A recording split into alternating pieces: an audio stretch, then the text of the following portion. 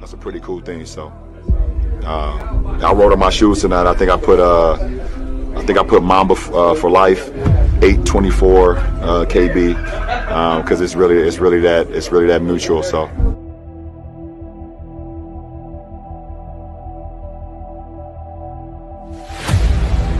I want one answer only. Who was the guy that brought chills up and down your spine when he came onto the floor? The greatest player you ever saw. That would have to be the GOAT.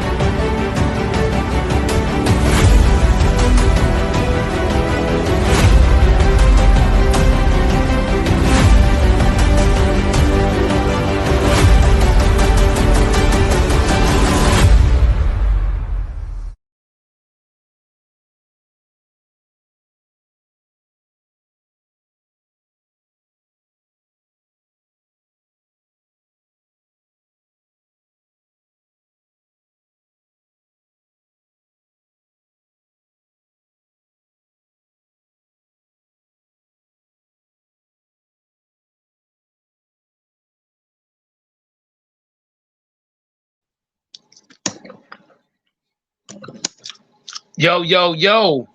What is good, everybody? It's your boy Goat. We in the building with the like, share, comment, subscribe. Make sure you turn on your post notifications. It's your boy in the building. Your boy Goat. We in the building. Let me get some shout outs. Shout out to Octavius Made. Shout out to Japal Gasol. Shout out to Nicholas Brown. Shout out to Peggy 180. All in the chat. Okay, this comes down to this, man. I don't blame Jordan Love for these reasons. Our GM, Brian Bruticus, our owner, Mark Murphy, has not done their job in building this team. The O-line is really bad. This O-line is not good. Jordan Love is not going to have any success playing for this team as of right now because the team is this bad, bro. The O-line is bad. The only good O-lineman we have is Elton Jenkins. Aaron Jones. Aaron Jones he's no good. AJ is trash. Our linebacking play is garbage. We don't have good linebackers. We don't have good corners. Rasul Douglas, Jair Alexander, these guys are not doing their job. Rudy Ford is not a safety. He's too big for a safety. He's not really a safety. He doesn't move his feet well. He doesn't read the defense well. We don't have any run defenders. The only guy that I see getting pressure up front is Rashawn Gary. Clark is not doing his job. President Smith's not doing his job. Clark and President Smith are two bona fide scrubs that need to be out of Green Bay. Uh, Wyatt, Wyatt, Wyatt does not need to be a starter for Green Bay. The only guy that deserves to be a starter on our B line is Rashawn Gary. The linebacker play is bad. The running back play is bad. We got Watson who can't stay on the field, can't get open consistently. Dobbs can't get open. Now on the same page. Just a bunch of problems. Really, if you think about it, all over the field. Matt LaFleur's coaching is getting exposed without Aaron Rodgers. Not having Aaron Rodgers on the roster, Matt LaFleur is getting exposed for his lack of coaching ability. Offensively, Aaron Rodgers is the reason why the Packers won 13-13-13. Everybody try to credit Matt LaFleur. But all those seasons, those 3 seasons that Matt LaFleur had was because of Aaron Rodgers. So now that we don't have Aaron Rodgers, Matt LaFleur is getting exposed. His coaching philosophy getting exposed. On top of that, Joe Barry is the worst defensive coordinator in the league. This man, giving up 400 yards rushing between 2 games. Joe Barry is the worst I've seen for our defensive coordinator. Joe Barry's bad. Matt LaFleur is bad. Our training staff is trash. A lot of them need to go. If I was the owner, I would clean house with this team.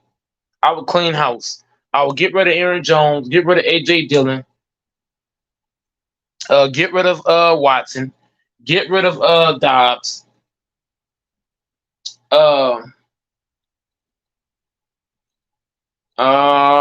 Get rid of Dave Bakhtiari. Get rid of Josh Myers. Get rid of Runyon. There's a whole lot of guys need to be off the team. Devontae Campbell needs to be off the fucking team. Rudy Ford, they paid him for nothing. This guy's not a fucking safety. Rasul Douglas just not doing his job. Jai Alexander, never healthy, always fucking hurt. Not available to his team. Doesn't play tough enough. Get him out of here. A bunch of problems on the roster right now. And Jordan Love is not going to have any success playing for a team that's incompetent. Playing for an organization that's incompetent. Mark Murphy and Brian Gutekunst don't care about winning. And they only had the success they had because of Aaron Rodgers. Without Aaron Rodgers, Brian Gutekunst ain't shit. Without Aaron Rodgers, Mark Murphy ain't shit. Without Aaron Rodgers, Matt LaFleur ain't shit. And it's being shown, it's being exposed. Your boy Goin is bad.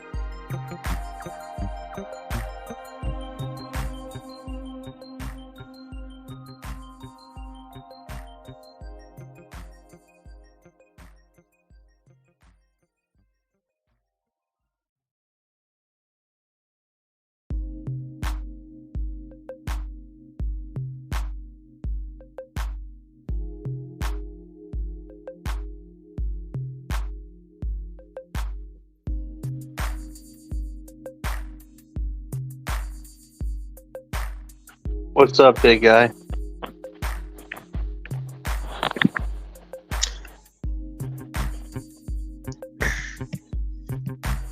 One second. I'm gonna leave and come right back. I gotta change my headphones. Sorry. No, you get.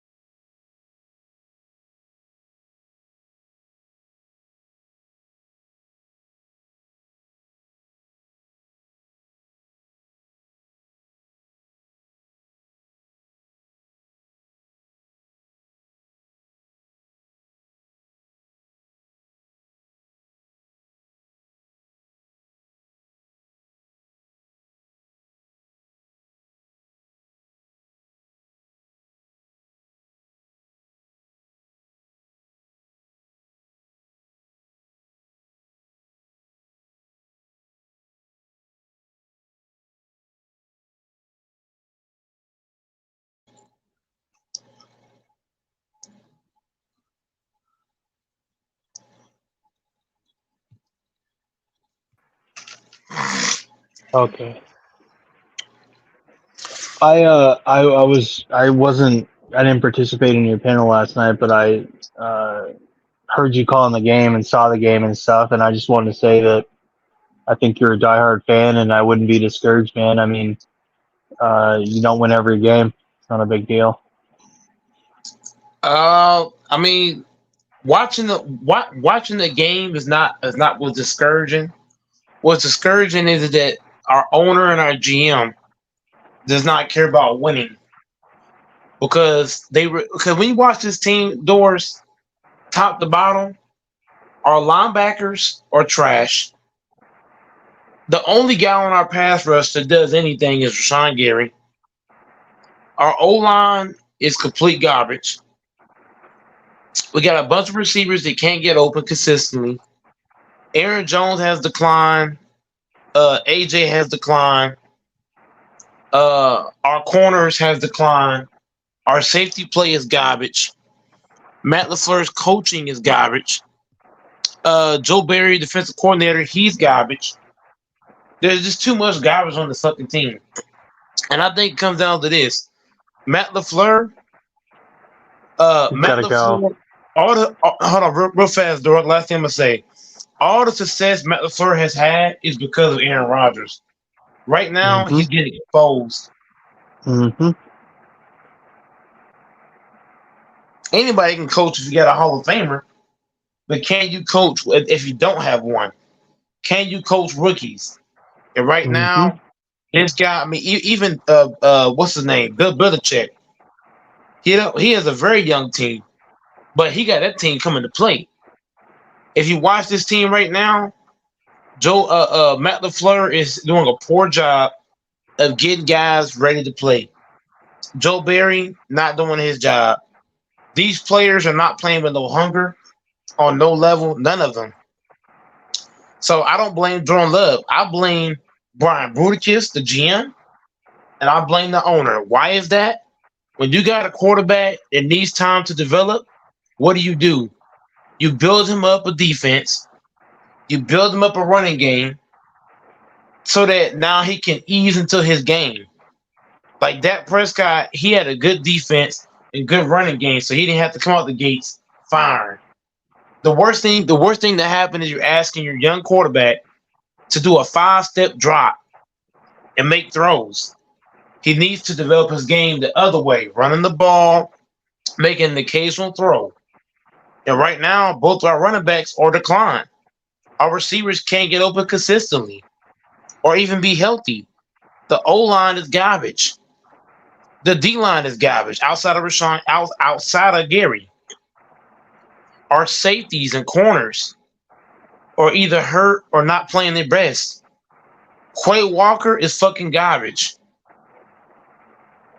They got to do something different with this team. Jordan Love's in a really bad situation right now. And it's not even funny. He's in a really bad spot. I think you're 100% right. I think LaFleur ran out the coattails of Aaron Rodgers and a good team from the previous coach. What was his name? The guy that's with Dallas. Wasn't he the previous coach? Mike McCarthy? Mm-hmm. I don't think LaFleur's proven anything. I don't know much about your GM, but these guys don't seem prepared to play. The team doesn't seem built very well. They don't have too many offensive weapons.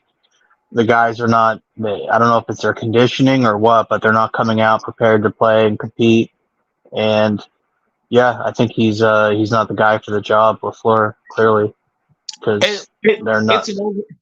It's an overall thing, Doris, and it's also the training staff. The training staff is doing a poor job of keeping guys healthy. And then Matt LaFleur rode coattails of Aaron Rodgers. Like it definitely shows, because these guys play better with Aaron Rodgers than they're playing with Jordan Love. What does that tell you? It tells you that Matt LaFleur is not putting Love in the right positions to succeed. You got this man doing a 5-step drop back in his first season. What kind of shit is that?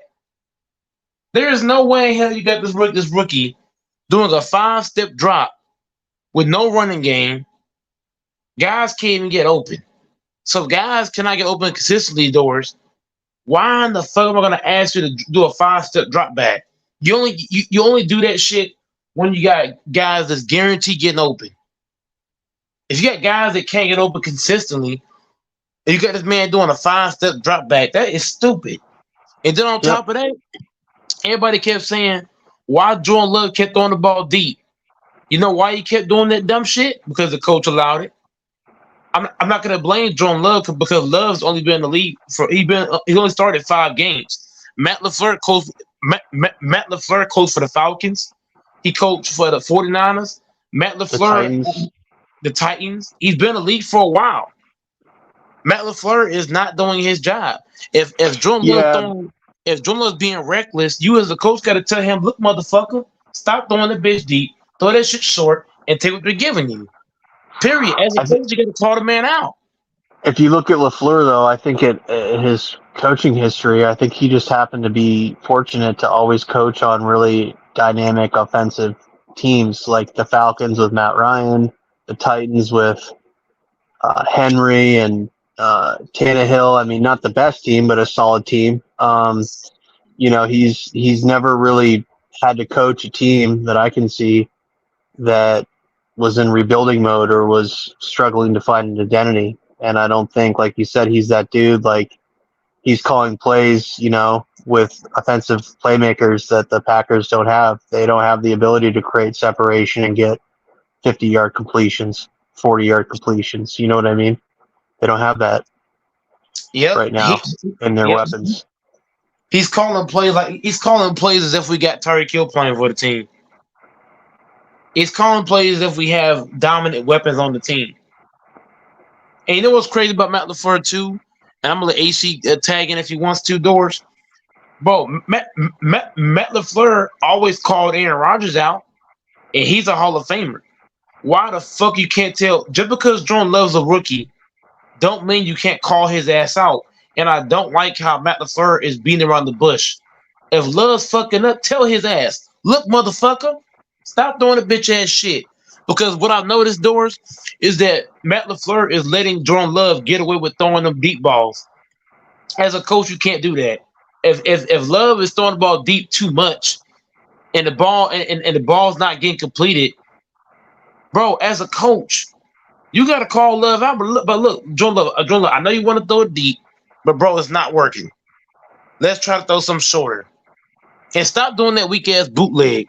You can't do a bootleg if your running game is not working. Doing a bootleg means nothing. So Matt LaFleur is calling plays. He's calling plays as if we got a good running game and good receivers, and we don't. That shit got to change. You got to call shit based on what your team is doing and what they're capable of doing and what they've shown you they can do. If you watch Bill Belichick, is he calling deep shit for is he calling wild shit for the core for the Patriots? No.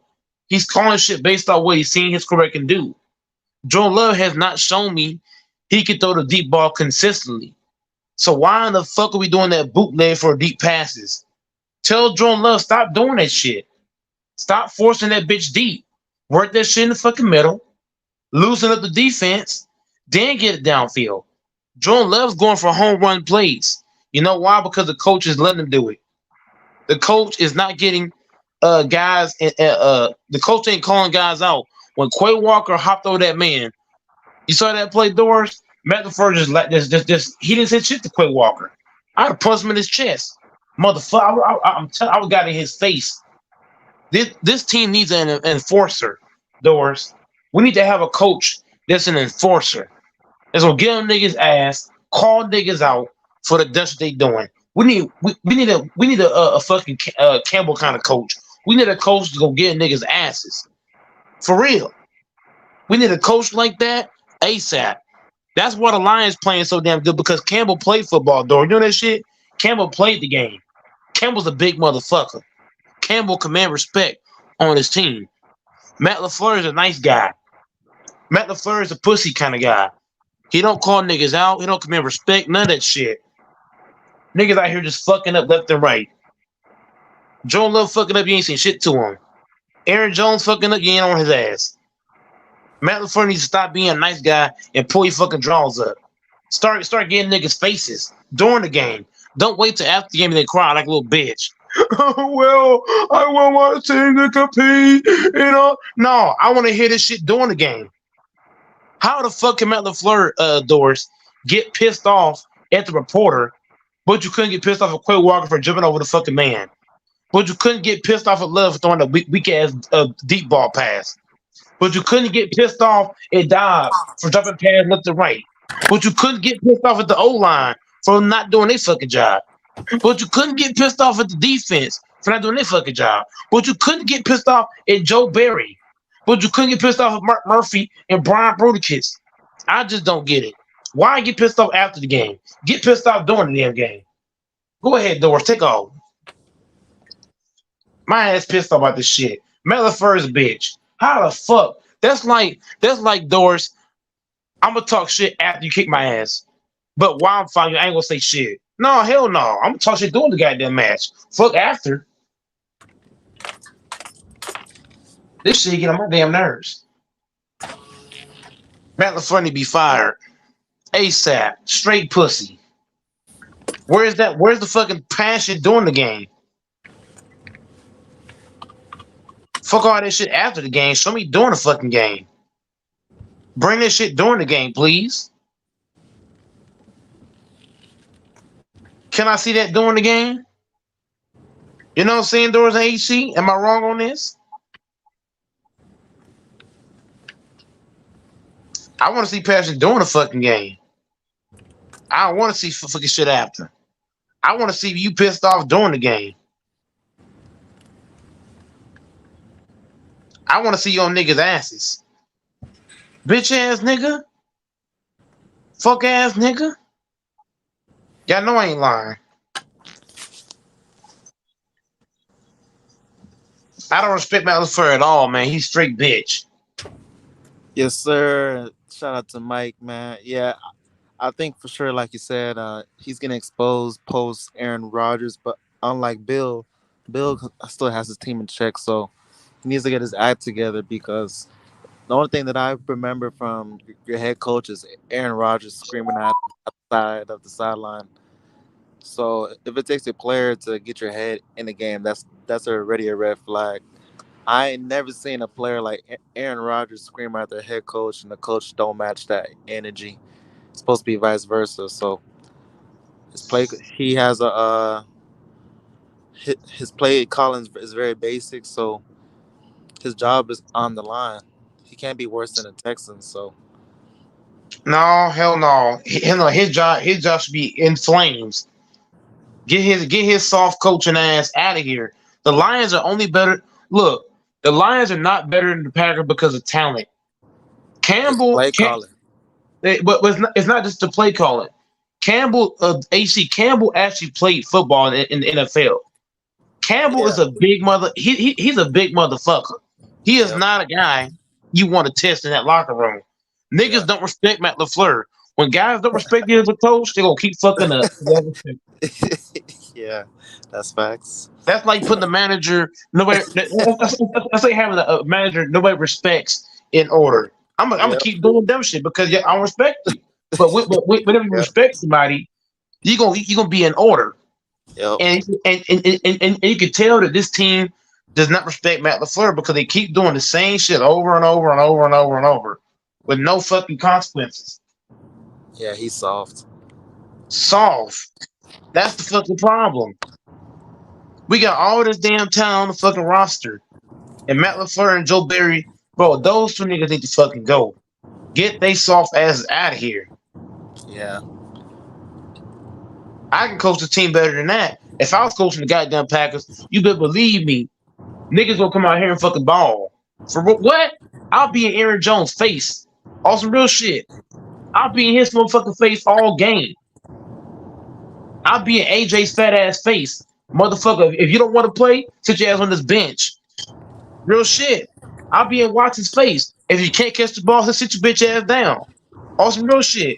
I have niggas real pissed the fuck off. I'm gonna make sure my team come out here with a mindset of I'm pissed the fuck off and I'm gonna hurt somebody. On some real shit. President Smith, I'll be in his face Motherfucker, if you don't get 2 seconds of the goddamn game, you're not gonna play this game. The fuck? On some real shit. Quay Walker, one mistake, nigga, I'll bench you for 2 straight games. I ain't playing this dumb shit. Real shit. You gotta put niggas in check. If you gotta, bro, you gotta hold niggas accountable to how they playing. Jordan Love, you don't play right, I'm gonna bench your ass. Like, keep playing. All some real shit. There's no fucking order on the goddamn. That's why the Lions are so damn good because the Campbell, he's holding niggas accountable. Yeah, On how they playing. he's Matt very LaFleur holding vocal. nobody accountable. He's extremely vocal. And every play that's not how he wants, it shows in his body language that he's serious about his crafts, and every play means something. And it shows with his play calling. His play calling, man, I think he has the best play calling, one of the best in the entire league. Why does his play calling work? Because he's holding guys accountable. If you fuck up on his team, Campbell's a big motherfucker. You fuck up on his team, he might have you do 100 push-ups on the bench. Would you give him coach of the year from where Detroit was and Oh yes, where they are currently? oh yes, he's definitely coach of the year. I mean, he's definitely coach of the year. It's not debatable. I think him and Kyle Shanahan is two of the best that hold niggas accountable. I think Bill Belichick might be in there somewhere. Who's the coach for Pittsburgh? Tom. Oh yeah, Tomlin. Yeah, Oh yeah, he's definitely in there somewhere. Matt LaFleur is dead last in the league. I ain't gonna lie, y'all's coach better than ours. This shit is a damn shame. Yeah, because he was actually like a player, like the Lions coach. He actually played in the NFL, so it just shows that respect, from a player that can look at his coach and be like, you've been there, done that. You had success in the league. You're not just talking in the side of your mouth, but you actually mean what you say, and I can see your career. And if I just listen to you, and that's the sad part. If you just listen to your coach, but if you don't have respect for your coach, and it makes sense why you're looking left. Man, back in the day, when I was in the football, if I was in the middle of a workout and my body language wasn't to their standards, the coach would be down my neck.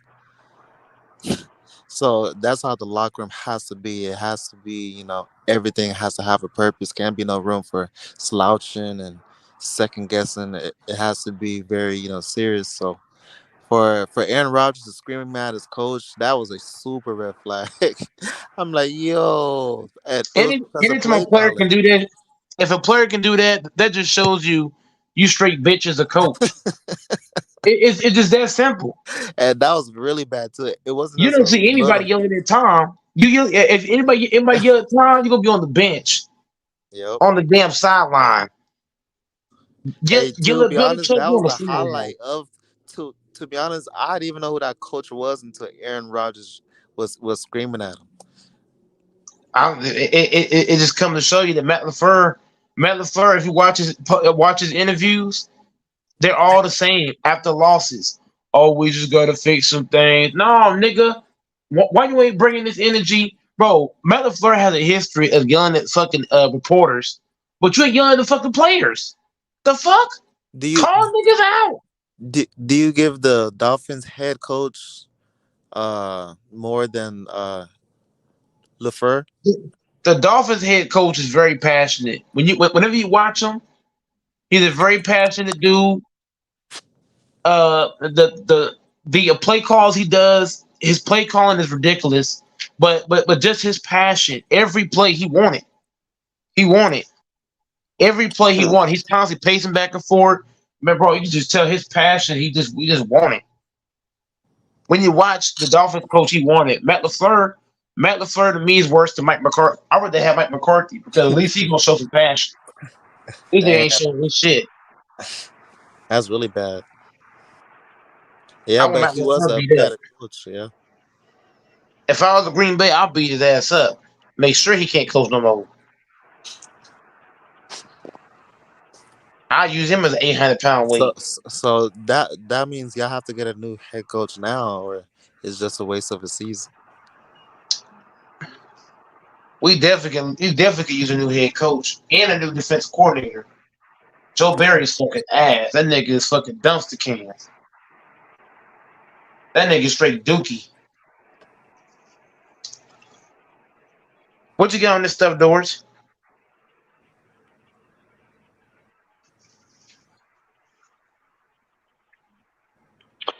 Well, I actually had a question about something a little different, different topic, but I don't know if you want to. If I can ask it? Yeah, go ahead. I'll let AC go first. Go ahead. You think the Bucks are going to be the favorites now with Damian Lillard? No, I think that was a stupid trade because Damian Lillard doesn't have defense. Yeah, he can contribute on offense, but what Drew Holiday did to that team, now he was a two-way player. He's a freaking NBA champion, something Lillard has not grown close to. And what's crazy is that it's not I to see two bust players in the same team. When people like Drew Holiday kept him afloat, he's a workhorse. He doesn't get hurt like that. I mean, in terms of the offense, of course, uh, Lillard's better, but I mean Drew Holiday's not too far away from that, and just his defensive presence that Drew Holiday brings to the court is not even close to what Lillard.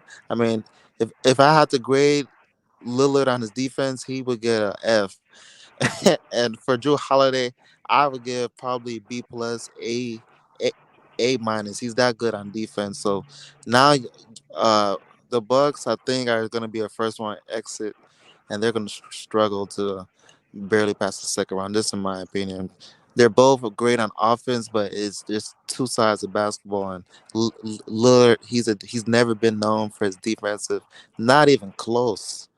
So we're asking Lillard to teammate with Giannis, but I mean, in terms of like your backcourt, who's on the backcourt now? So it's just gonna have to outscore your opponent type of thing. But that's not championship basketball. So if you want to win the ring, I mean, it's good for the NBA to change things up. I'm happy for Lillard. He got out of the Portland Trailblazers, but if he thinks he's gonna win a ring, that's cap.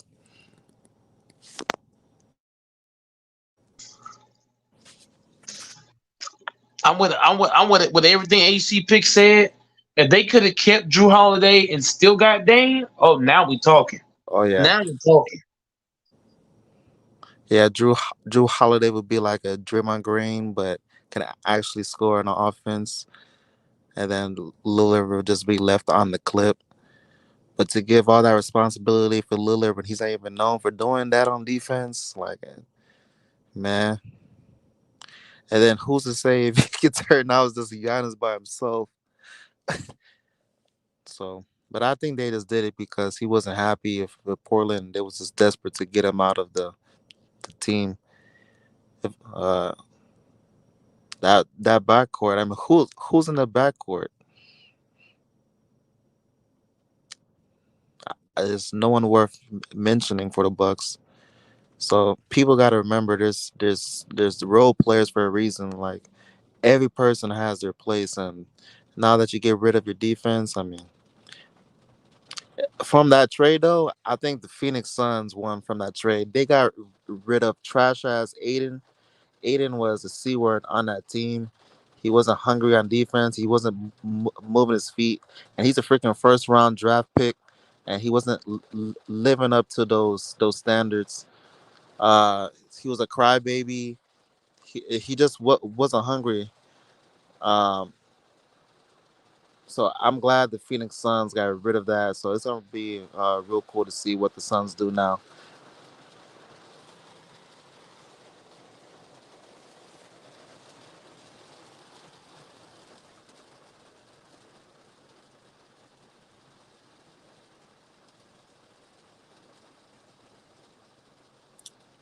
But yeah, Doris, do you think the Bucks has a good chance? Not the way you put that. I didn't realize Damian Lillard was that bad at defense. Shit, he doesn't even know how to spell defense. Sounds like it's good for my Celtics then. Yeah. The Bucks, I think they're done. I think they're desperate for Giannis to stay. They knew they had to do something, and it was like, you know what? Here, here you go.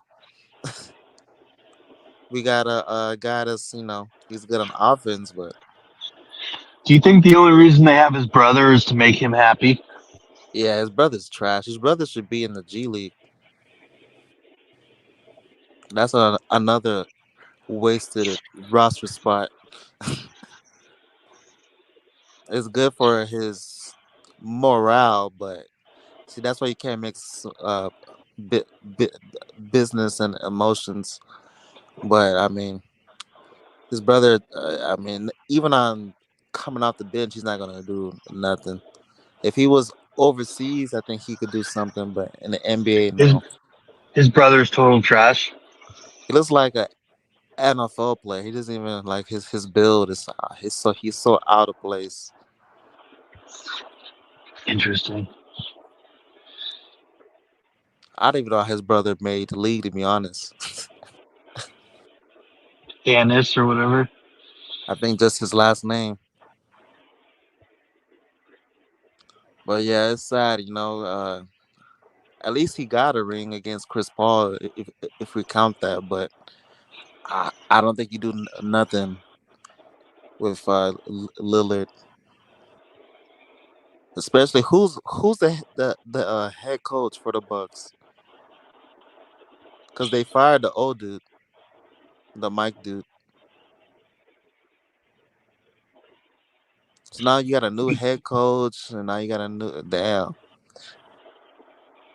And they got rid of Grayson Allen, the guy that didn't get a shot off against the Heat. So that's a win. At least they got rid of that guy because he's super trash. He was cool in college, but he was missed. Oh, the Duke player. Yeah, Oh, he was on the Bucks. yeah. Oh, is he just a rotational player or nothing? He actually had a big role, but he was terrible on defense. Couldn't guard no one. That's why he was known for being a dirty player. He'll stick his foot out and the small stuff like that. But yeah, they got rid of him because the last play against the Heat, he was going up for the layup. For some reason, Giannis had the ball in his hands last 10 seconds. And I think it went to overtime. Giannis got trapped. No, actually, Giannis fell on his feet. So Giannis was running full court. It's the final seconds of overtime. And he gets trapped and he falls on his feet. He passes the ball crazy to, I think, Chris. And then he passes to Allen.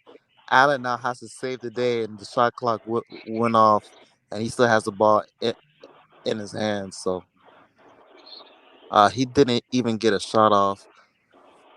So that was Grayson Allen. So of all the people that had to go, if I had to put the Suns with Aiden leaving and Allen leaving, I think Allen leaving is better compared to the Suns, because that's terrible that you can't get a shot off, and that caliber of a game.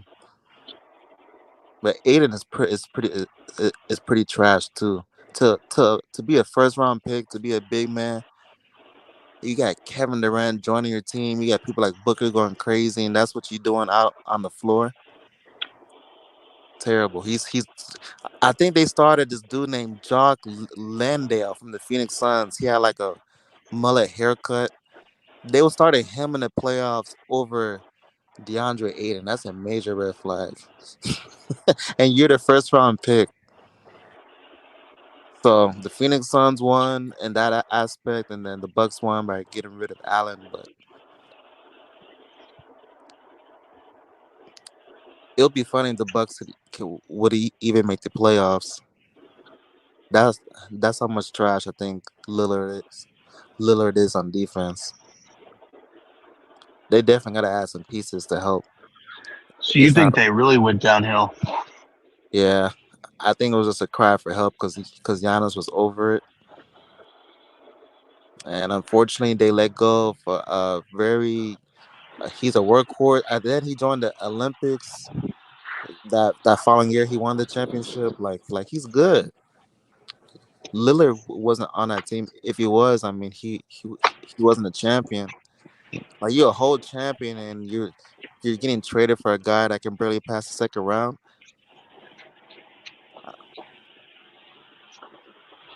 Who do you think are the top 3 teams in the NBA right now? Then Top 3 right now, I'm gonna have to say the Lakers, just from just the roster spot. Um, I'm not gonna say Denver because they lost pieces. So if you lose pieces, it can't be the same. Uh,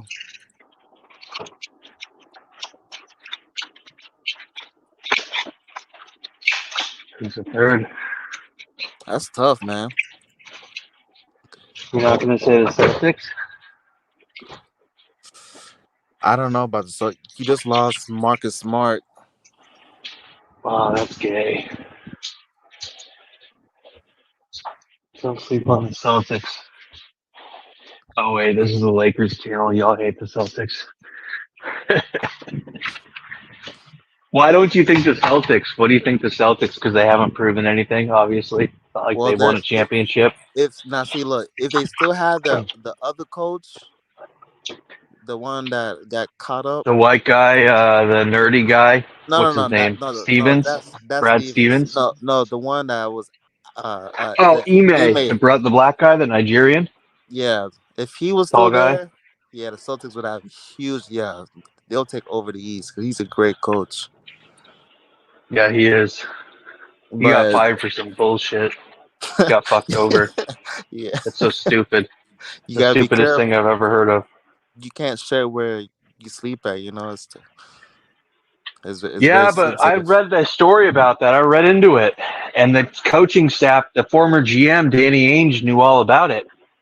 It wasn't until the press got a hold of it that they made a big deal about it. But I read about that story. I read all about it. I spent a night when we were talking about it before someone brought that up. And I decided, I'm like, I want to read about that story. And I read all about it. And it was You know involved. what? Just a real quick. I'm not gonna go I'm not gonna emphasize too much about it. But remember when Bill Belichick, the owner, I think his last name is Kraft for the Patriots, and he got caught Yeah, the up. massage. Yeah, Yeah, but Florida. they blew that underneath the rug. But for some reason, when Ime was having so much success, I think he's the first rookie head coach to go to the finals, and they wasn't promoting that at all. Like it's your first year, and you go into the finals, and the cameras was all on Steph Curry. But I think the bigger story is that, bro, it's your first year and you're in the finals. Yep. Almost So, won. so It's not like you got blown out. It's competitive. To me, what I take from that is the higher you are in life, and being, when you're climbing the ladder in life, if you have a track record, you better do your best to keep it on the down low, because just like, not trying to go too deep into this, but in politics, if you try to run to become the president of the United States, they're gonna research down your history down 20 years down the line to try to discredit your name, because there has to be a flaw. So I think that's what happened to Ime. Like he was just too successful, and they was like, nah, bro. There's Let a me club. humble you real quick. There's a club. There's a club. Yeah, because come on, man. And that fucking Robert Kraft piece of shit gets away with whatever he wants. That was way worse. Just like the Colts owner, Jim Irsay. I'm a Colts fan. He gets away with whatever. Yeah, these GMs, dude, they're all corrupt as shit. You show me a GM that's a great guy. Maybe there's a few out there, but most of them, I mean, let's not lie. If you and I become that successful one day and we make all that money, I mean, when you get super wealthy, dude, you just get the things they need to do to get satisfied get extreme, because they just can have whatever they want on the regular basis. So they just get into some weird shit, I think. It's Yeah. hard to say unless you become basically extremely wealthy and powerful in the same lifetime, and you say, "Oh, am I going to be the same person? Am I going to be this super down to earth, humble, chill guy? And am I going to treat everyone equal? Am I going to be wicked nice to a janitor?" Like you never know until you're in that situation. Otherwise, it's inauthentic to espouse or to forecast how you may or may not act in a scenario. But you make a really good point. There's basically an old boys club. Is it based on money? Is it based on age? Is it based on race? Is it based on gender? Well, you can argue either way. But the point is, Robert Kraft is in that club. You know what I mean? And Ime isn't. You know what I mean? And there is a club though of people that can get away with things. I mean, look at what Tiger Woods did, and look Yeah, at him. man. His career is researched. You know what I mean? Because This he's in that guy, club. man, and we have to be careful with Tiger Yeah, Woods, but this yeah. guy was literally he pulled over in a ditch. They found him in a ditch. Imagine LeBron James having the same story like that. hmm What kind of shit is that, man? But Anytime, Tiger is so popular, and he makes so much money, and people love him. He could do almost anything, and people still want to see him. You know what I mean? Because he's Tiger. You know what I mean? He is and he golf. got multiple chances. It's not like a one-time thing. I think he got caught up at least twice. And the second one to me was worse. What was the second one, with a ditch in the car, or I don't know Yeah, which one? the ditch is not only did they found him in a ditch, but they found candy and in his possession, and it was multiple candy in different colors. Different types of candy. and his mugshot, oh man, his mugshot looks terrible, man. Oh God. This Google that shit. It's like, bro, how are you still in the league? But people like J.R. Smith, they think he's crazy because he's walking around town without his shirt off. Wait, so what did he do? I didn't know J.R. Smith did anything. No, he didn't do anything, but people think, he's just so wild because when he won the championship, you have the right to express yourself. So he didn't have a shirt, but And that's not okay? just because of him not wearing a shirt, instead of him getting like, hey, congrats, the president of the United States at the time was Obama. He got so much attention because of that. And then Obama was like, hey, JR, put on a shirt, man. Because they don't want to see niggas out of control. They like you're way too happy, man, and they gotta put you in check. When shit is too positive, they're like, hold on, that's not the image. Especially if you have tattoos. Now, if J.R. Smith, probably with Steph Curry, he can get away with it. But when you promote that you're coming out of the struggle, it's just looked down upon. Like, nah, man, we can't relate. There's a clip that I saw of Deion Sanders, a caller. He was saying that Deion Sanders is capitalizing from the NCAA because he's reselling his shades for profit, and people are mad about that because he should be the ordinary football coach and be very come old on. school.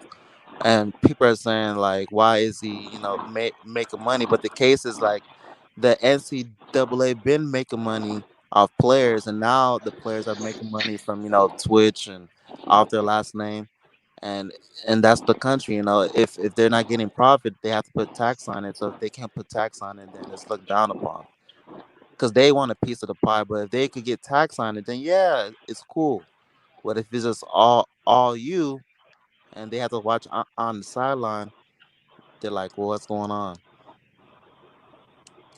So tell me, so I haven't been following this too much. How much do football players get played now in college? They're able to sell their own. Do they get money on their jerseys? Do they get their own marketing? How does that work exactly? It just happened recently. I think either last year or this year, but um, I'm not sure exactly how it works, but I do know that they can make money from their last name. For example, that guy Travis Hunter, if you go on his YouTube, somehow he has a house. He bought a whole house, and um he's getting paid off Twitch and all this stuff. But back in the day, if you was to simply have a TikTok and you was making, or if you had a YouTube, I think this guy named Destroying, was caught up in that situation to where he was making YouTube vids, and he was in college at the time. The college had to drop him. But now I think, if not last year, then this year, the players can make bread off their last name. But I'm not sure exactly how, from like the jersey sales and stuff like that. I'm pretty sure that's the only way. But I think stuff like endorsements, stuff that they was uh, already doing, but now it's legal. So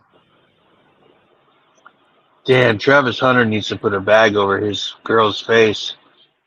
no, he's She. exposing the shit out of her. What do you mean? Like she's on camera, so he's not hiding nothing. No, I'm saying she's rough looking. She needs to put a bag on that We face. we can't say put a bag on somebody's head as violation. Oh, oh. She's not that No, bad. we can't say that. She has a nice body. Yeah, but for him, I mean, he's a pro athlete. He can get whoever the hell he wants. Yeah, but I mean, he probably, if you watch his vids, he's actually like, from what I've seen, it shows that he really digs this girl. It seems like it's That's more cool. than just, yeah, like it seems like he really fucks with the girl like person to person, not just the typical just looks. So hey man, No. hey, sometimes for if he can stay healthy, man, these girls they'll show you they smile in your face, but deep down inside they don't fuck with you. So it's good for him to have somebody, because worst case scenario, let's say he gets the bag and God forbid he gets hurt and she has to take care of him, like wipe his ass, brush his teeth. There's a lot of women that would leave a man in that situation, Yeah, so but even one of these so-called nice, it's a whole nother topic. But I agree with what you're saying. You're right.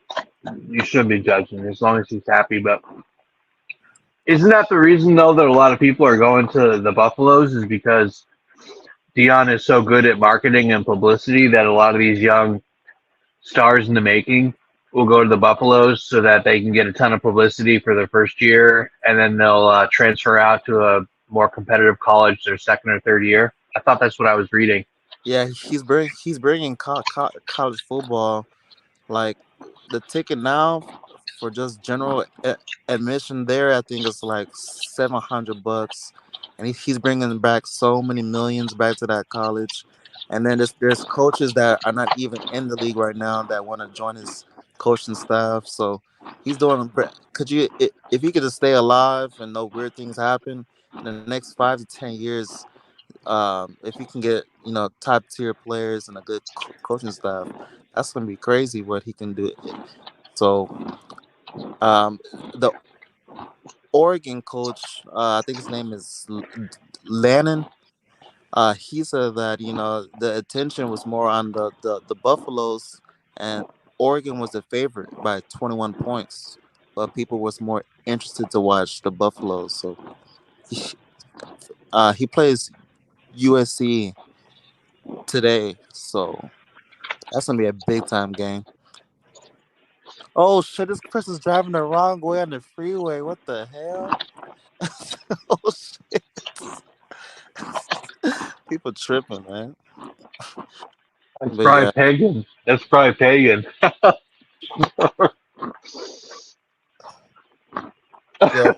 yo, yo, Pagan gotta pull up to the panel one of these days. I'm not gonna bet on it. Maybe one of these days. So you don't think that you think the Lakers are a top three team? You believe that? Yeah, they're just way too deep. If you got Anthony Davis, potentially the best big man in the league when healthy. But that's the main thing. They gotta stay healthy. You got Braun, of course, just the basketball wizard. He's not slowing down. If he could stay healthy and play at least 20 minutes a game, then you got all these dogs on your bench. You got Austin Reeves coming off the Olympics going crazy. Uh, you got people like Vanderbilt still that's very good on defense. And then Coming off the Olympics? no, the only person that was in the Olympics was Reeves. But for him to bring that, When was the Olympics? well, not the Olympics, the FIBA, When was that? This year? yeah, this past summer. Did the U.S. win? No, they fucking lost to Toronto for third place. To Canada? Yep. What? Fuck yeah. When Freaking was this? this this past summer, freaking Dylan Brooks had third, 39 points, and then Shea had I think a 30 piece. Oh, when was this? Like 2 weeks ago?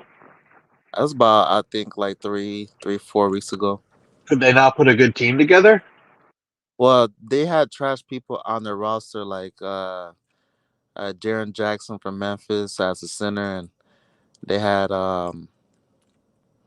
Tyrese Halliburton from the Pacers.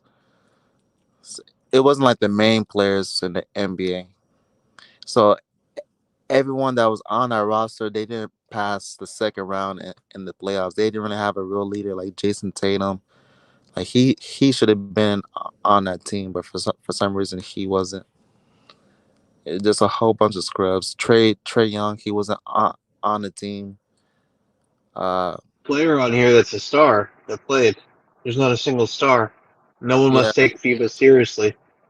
the biggest star was probably Anthony Edwards. But I mean, who is he? I mean, he's a dog, but I mean that's only one person.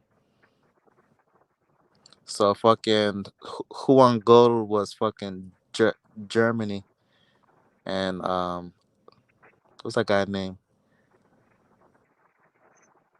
Who's the guy? Dennis Schroeder. He won MVP. Yeah, I'm sorry, but you put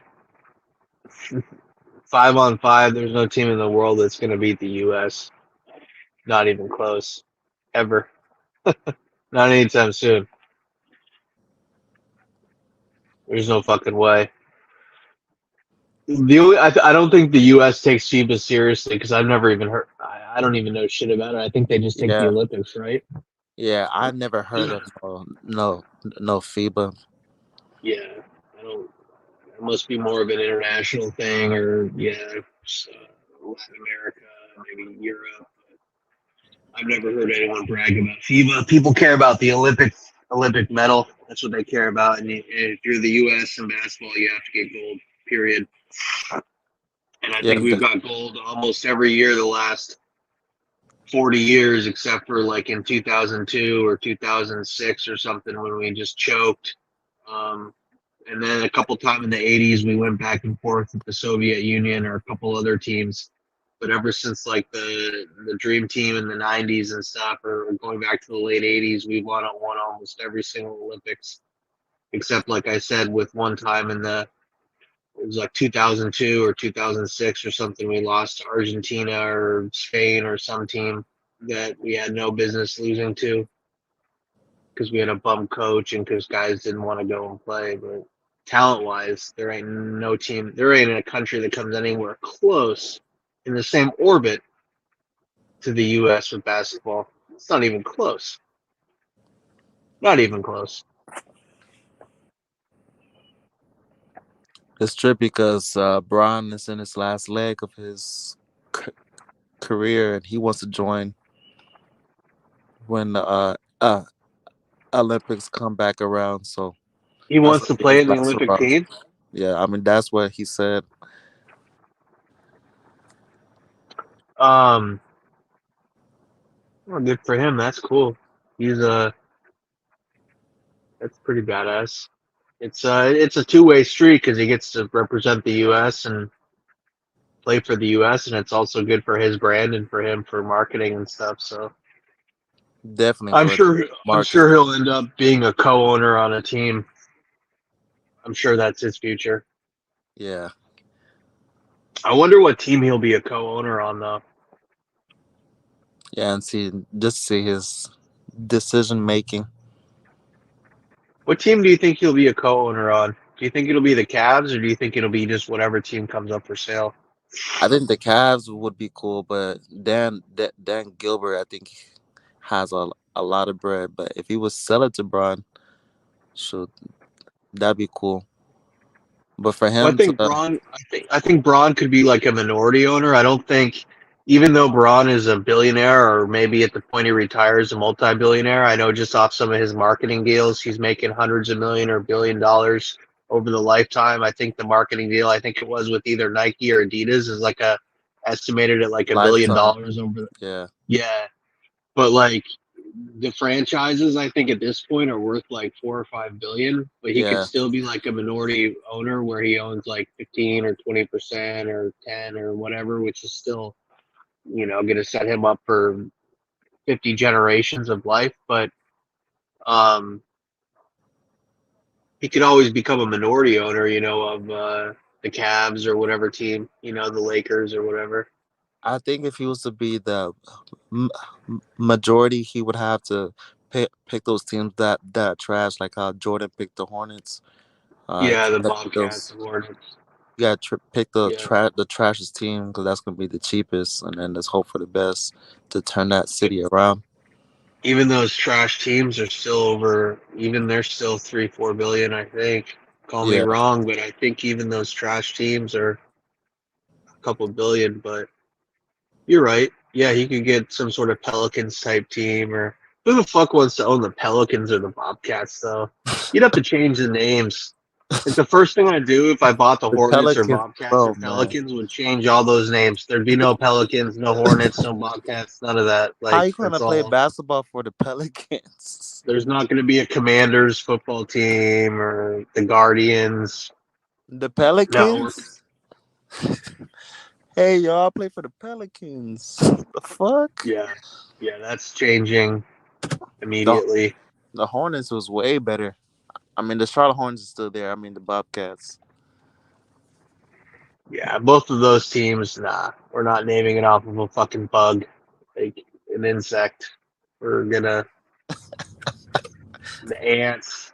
No, or the beetles. No, we're gonna fucking come up with something more clever than that. The I think the worst team in sports though is the Washington. Commanders. Yeah, That's that's a pretty stupid bad. name. Yeah, I think the Pelicans though that's got to be the stupidest name. I mean, The have you logo, seen a like, come on. photo of a pelican? I mean, with the big fucking throat and mouth. Like, it looks like Shaq after he's eaten his second dinner for the night. I mean, it's fucking. Yeah, it's. Freaking Zion, I thought was gonna do something for that team, and he did the opposite. I never saw that from Zion. I thought he was a real. He had his head on his shoulders, and for all this mess to come out, man, I don't know what the city of and Well, that's who Anthony Davis came from, right? Was the yeah, Pelicans? He was their first star, right? yeah, but to barely touch the floor, Zion, he's he's he's not serious about his craft. He's not staying in the gym. I think he blows up sometimes to like 280, and then he has to lose weight. As real wear and tear on your body and your joints. You finally come back from I don't know how many years of not playing in the NBA. You get hurt again. Your team makes a play-in team spot against the Clippers. So yeah, y'all have somewhat of some chances of going in the right direction. You got Brandon Ingram. He's trash, but I mean he's decent. You got CJ McCollum as your backcourt. He's a vet, but he's small. But if y'all was to stay healthy, y'all can someone make a push in the West. And that head coach is actually a really good coach. I think his name is I forgot his last name. He came from the Warriors though. And then you're watching on the sideline when you should be in that situation. I think he had an option to play, but he chose to sit out. And for that news to Yeah. come out in the summer, man, what a distraction! Like your team just got destroyed in a playing game, and now y'all should be in the gym, hungry. Reliving that moment and correcting your mistakes so that won't happen again if the opportunity, because people take advantage of their opportunities. So if something comes his way, because anybody can get hurt, and next thing you know, the West is wide open. For goodness sake, Chris Paul made the finals because of people being hurt. So instead of staying focused, he's entertaining the wrong things. I don't think he deserves to be in the NBA. It's crazy because people would love to be in his shoes, and when people finally make it, they just do stuff that's the opposite of what they're supposed to do. But I Do you mean, remember Jimmer Fredette? oh yeah, Jimmy, man, he was the first Steph Curry, man. So why didn't he make it in the league? Was he just not as No, good in he the did pros make as it to he? the league. Yeah, but why wasn't he a star in the league? What was his problem? I don't know. I think there's a lot of college players that are lit like that dude from Duke. I think uh, that are just really good in college, but when they go to the NBA, is just completely different. When you say the first Steph Curry, you mean he was just making long shots and he was just Oh super yeah, athletic and agile and crazy, getting blocking, well, like I knew about him before Steph dribbling. Curry, and he was shooting from deep. I think the announcers would say he had his own three-point line because he would pretty much shoot at the half court. And I mean, Yep. kids was saying Jimmy. I mean, I was saying Jimmy when if someone was to shoot as far as he did when I would play pickup basketball. I mean, You he mean had just that that college amazing lit. jump shot he had? Yeah, and he was consistent. He just went to the league. It was just completely opposite. I I think it's just I want to say it's the system, but at the same time, I think it's just a different ball game because it's the NBA stands for no boys allowed. So I'm pretty sure there's levels, and I think the lights were just shining bright, and those same shots he was making in college, maybe he was comfortable in college, and Well, maybe he played in a soft division. He played for BYU, so maybe their division, I don't know what it is, Mountain West or some shit. yeah, Uh, what is it? Mountain West. I don't know all the teams in Mountain West, but maybe he just played in a soft division. So maybe he stood out in his division with the teams he played and had some real highlight reels. And yeah. If you're doing that, you're definitely comfortable. I mean, it's just it seems like there's so many guys that do well in college and they just don't make it in the leagues. Like you said, Grayson Allen. Uh, Kemba Walker, he's playing yeah, I for was gonna the say Chinese Kimba. team.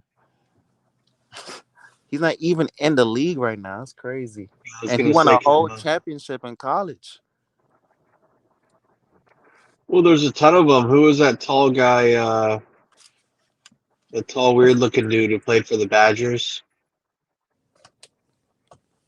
Uh, the tall, weird-looking white guy, Frank. Oh yeah, Uh, yeah. Frank But Kaminsky. I yeah, mean, that guy. that weird-looking freak.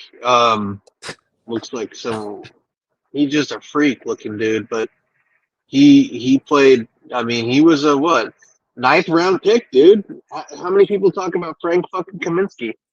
No one. Who talks about Frank Kaminsky and ninth round pick? Ninth overall, and but he did well for the Badgers, Yeah. but then nothing in the league. That's the craziest thing. Like that's got to be one of the hardest jobs ever to pick these guys Yeah.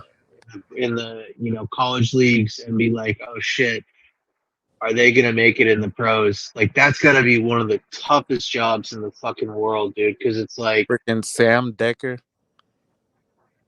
I don't even know who that is. I think he came I'm from trying to remember.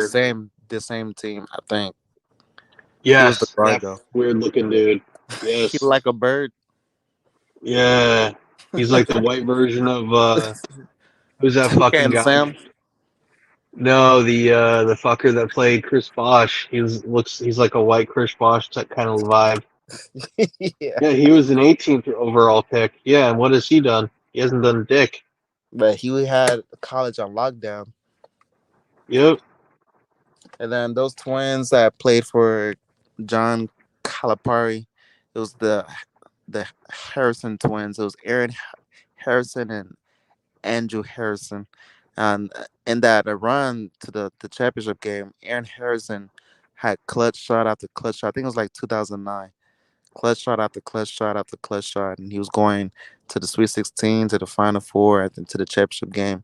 And he's not even in the league right now. He got drafted, but his brother went to Memphis and they dropped him. So I think they just dominate in college, and then they go to the league. And if you're not serious in the weight room, not serious about your craft, I think small stuff like that, you get exposed.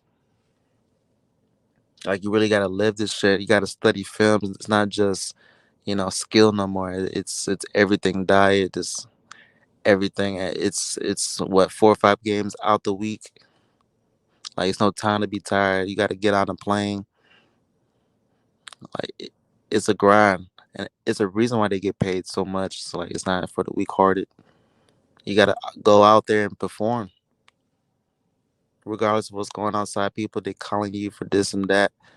You gotta go out there and quiet the noise, and I think it's tough because in Have you school, I ever mean, you said what?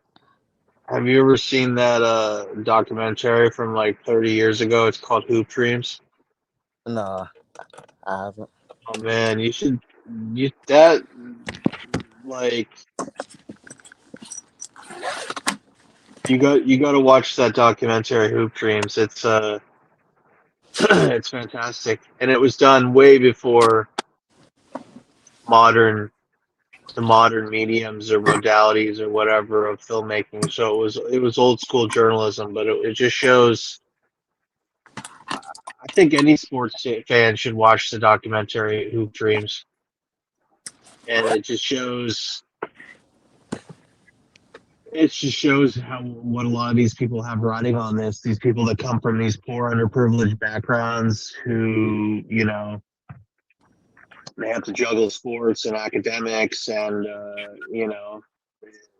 guess it's got to be a lot different now with all the marketing deals and the money these athletes are making. But it's just a really interesting thing to focus on. These guys coming from these poor backgrounds in the inner city, and they're having to go to these basketball teams all over the country or whatever, and a lot of times it just rides on the slightest injury. I mean, people don't focus on the injuries that these college athletes get. How many people do you talk to that you hear? I'm sure you've talked to people in your lifetime. I talk to them all the time. They're like, yeah, I played in this college team or this college team or this high school. I was a star in high school or college, and I got hurt and I had to drop out, or I never made it to the league or whatever. But I hear so many people say I had to drop out or couldn't finish, but you always hear those people that talk about some catastrophic injury to their knee or something like that, where they basically had to give up sports. And that's you hear that often, and you don't realize the sacrifice a lot of these athletes make in college. Maybe I'm not even talking about the ones that just don't even make it in the leagues. I'm talking about the ones. Think about the ones that get fucked up, their bodies. You know what I mean? You take a bad hit, like not so much in basketball, but in football, it don't take much to be a running back or a position like that, and you take a hit a certain way, and you're never the same human being again. I mean, I've seen things where these high school players get fucking paralyzed. These stars, these wideouts and stuff, these skinny little 17-year-olds, they get fucking paralyzed. You know, some little star in Florida that some high school coach is using for his own little glory. You know what I mean? And they got these, you know, skinny little kids on the field, and they're getting fucking crippled. And what kind of compensation do those kids get? It's not like they're gonna get lifetime compensation. It's a fucking high school. You know what I mean? Are you still there? It's just a crazy thing to think about. Like, I think if a high school kid or college kid gets hurt playing a sport for that school or that college, that they should be compensated for the rest of their life. I don't know how that would all work out, but I guess that's a risk people take for the love of the game. But it's just something to be aware of. At least with football, that football is a fucking dangerous sport, dude. It's not a joke. Even with all the rules and modern helmets and safety protocol and conditioning and supplements and stuff, it's still an extremely vicious game. I mean, when you're getting hit that fast from men that size, shit. It makes me wonder how some of those, you think about it, Mike, it makes you wonder how some of those guys play in the league all those years and they get out and they're still able to even walk around. You know, some of those quarterbacks like Brett Favre, who got the shit beat out of him for 20 years, you know? It makes you wonder how many aches and pains they have. Right? And I played football, so I definitely know how it feels to get hit, tackled, and run over.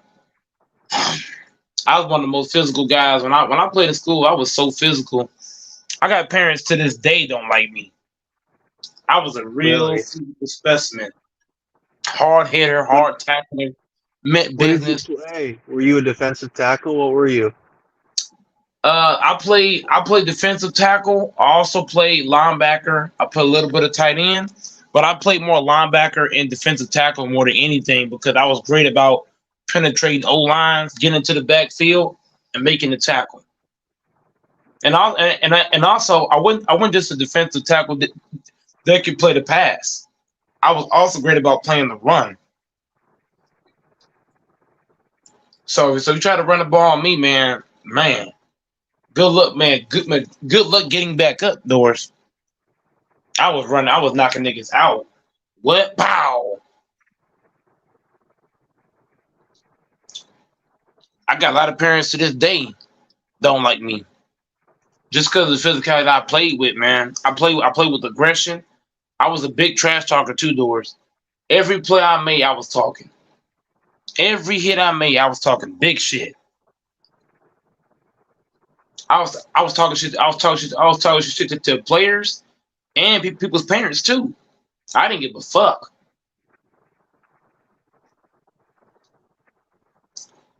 I was a ruthless motherfucker on the field.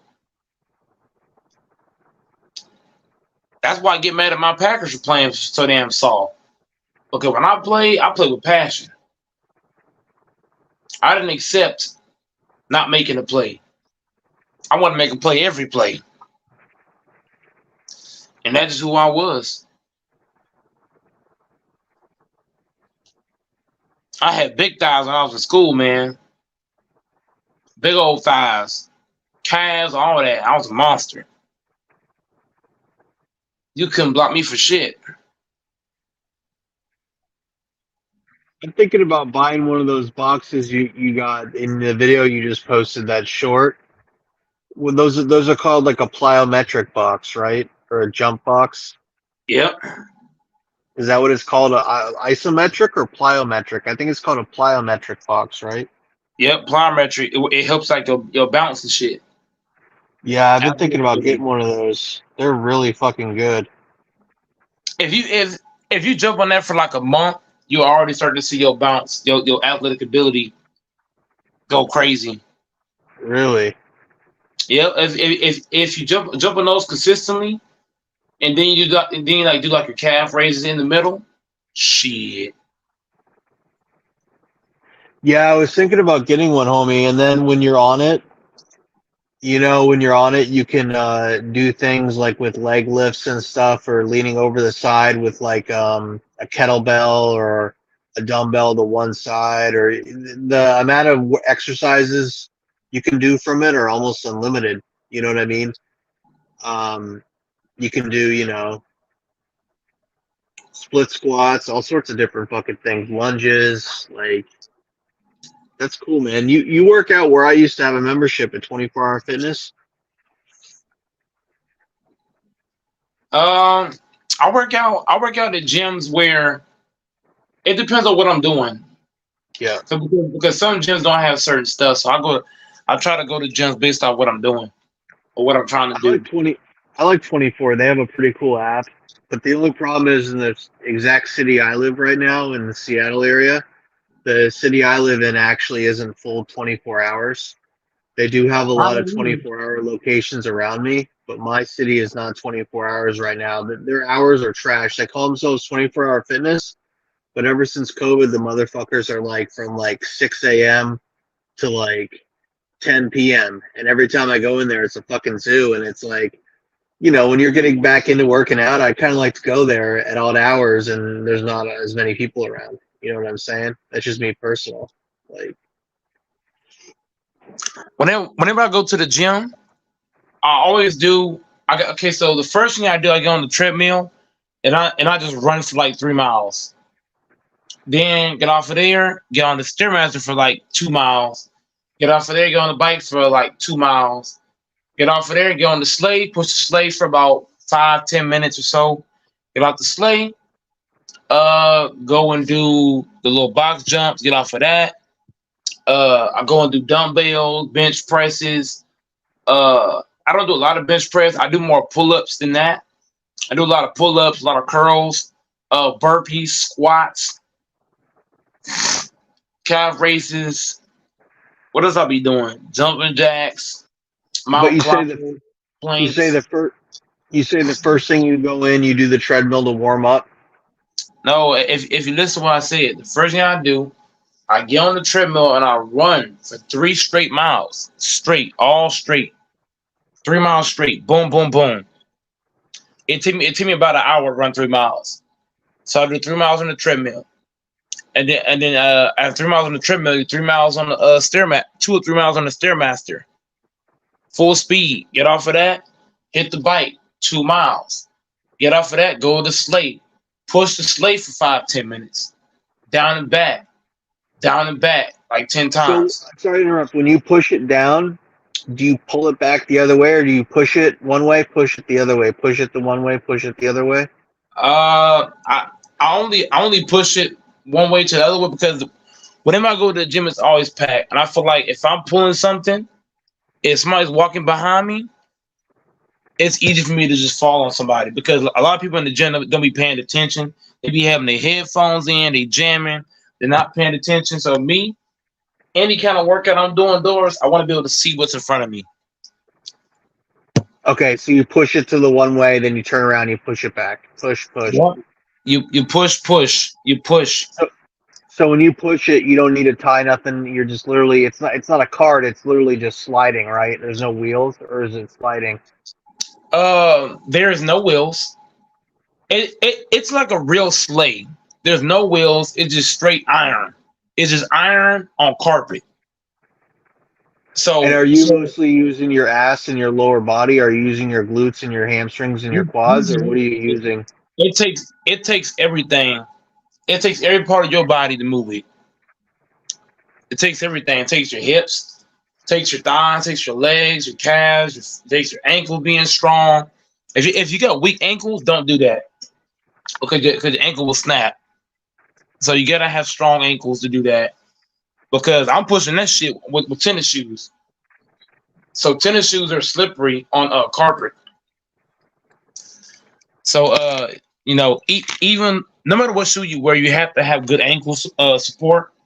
You gotta have strong ankles. You gotta have strong quads. You're using your whole body. It takes your whole body to be able to push that. If you're weak in any part of your body, you won't do it. You gotta do your planks.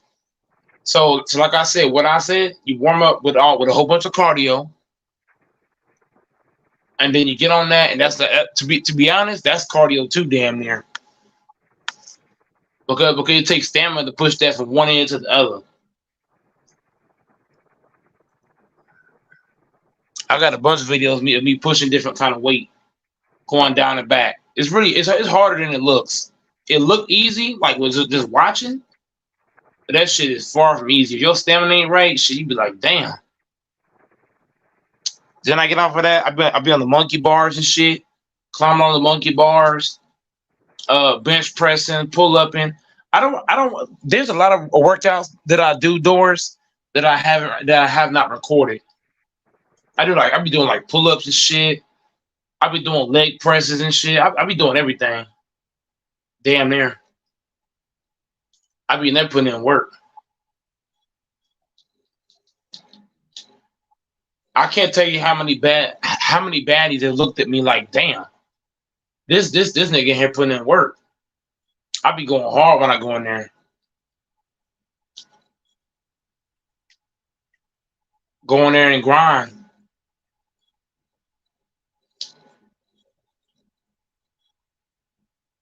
So part of working out, man, is just a mental state, just having that toughness and having that grit.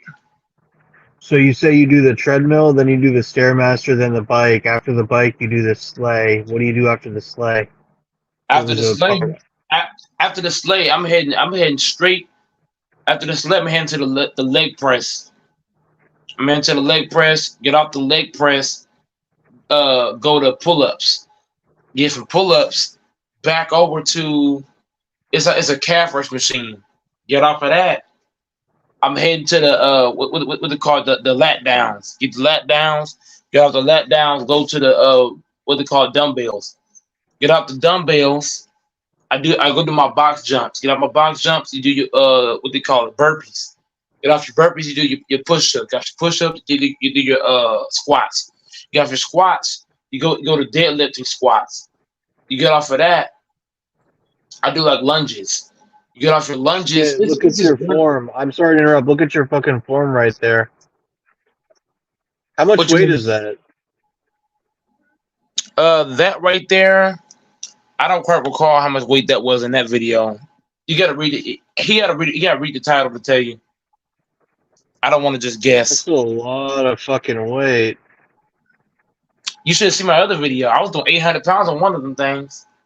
You're crazy. Most deaf, man. Yeah, put that work in. You're built differently than me, though. See, I'm 6'3" too, but I'm built totally different than you. You got you're a bigger boy than me. You got a much stronger lower body. I don't think I could push anywhere near that. I got to strengthen my lower body, dude. I got to strengthen my core and my lower body. You're a big boy. You're a pretty strong looking dude.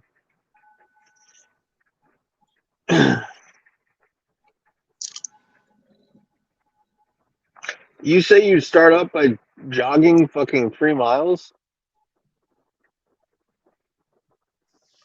So basically, when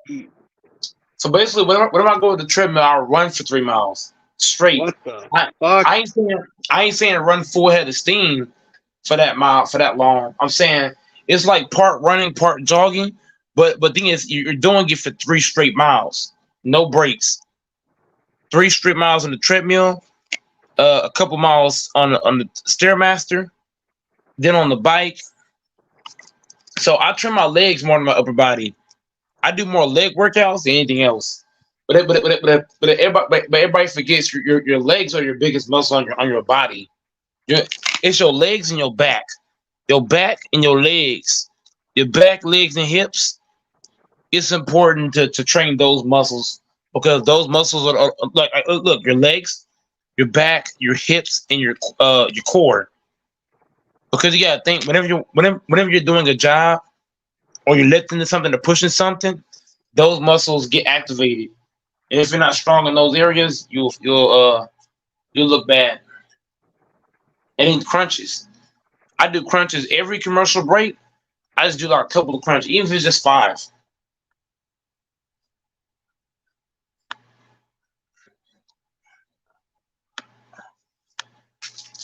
So, I do a full workout, man. I'll train like a Hulk, Doris. Hey, Doris, if you in the gym training with me, you'd be like, damn. Like everything I'm telling you, Doris, I got a whole routine that I be doing. Let's say there's a dad can't go to the gym, and I'm just sitting around. I'll do something at home. I'll do jumping jacks, running plays, small stuff. The smallest workouts are the ones that count the most in my eye. The ones that people think don't do shit.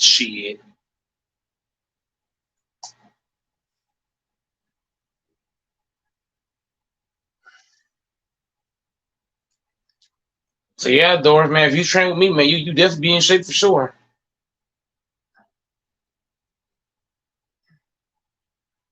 Doris, you still there?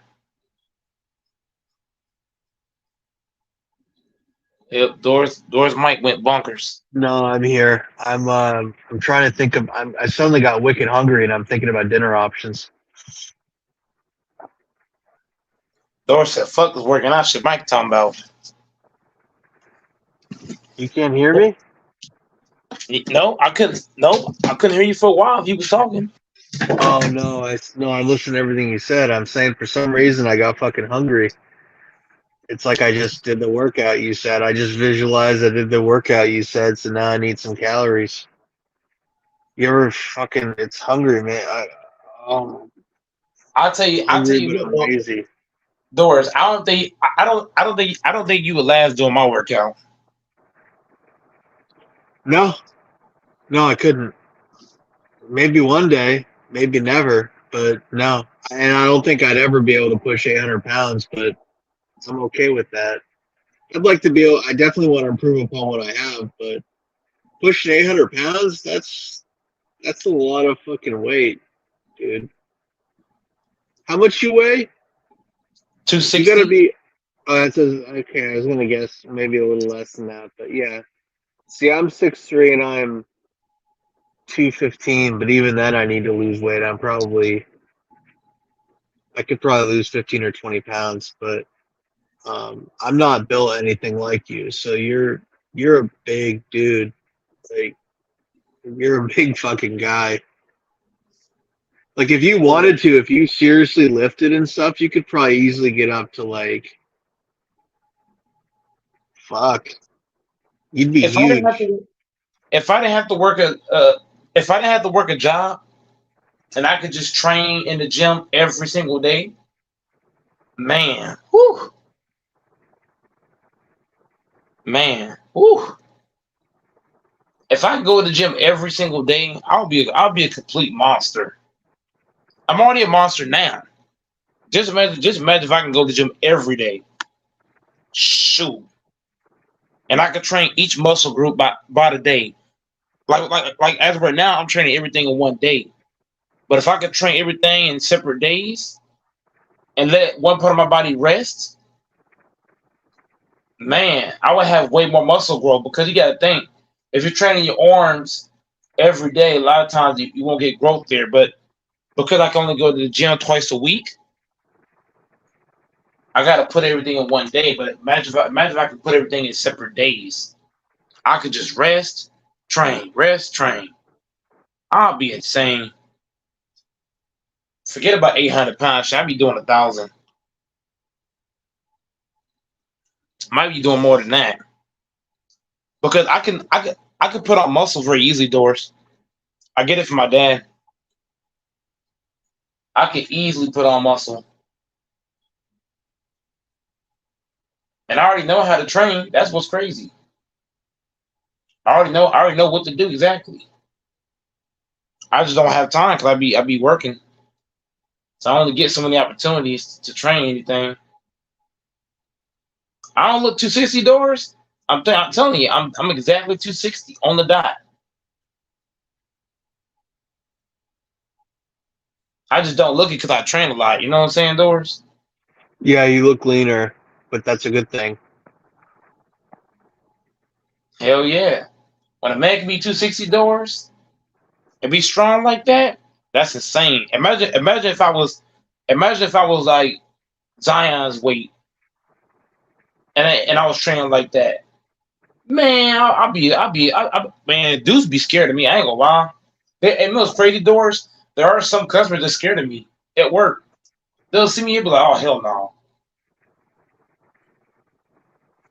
As a matter of fact, doors, there are some customers' doors, they wouldn't even go through my line because of how swole I look. They take one glance at me, I'm like, hell no. Pass. For real. But doors, all the old ladies love me because I'm strong. They be touching my arm and shit. It should be hilarious. I be laughing.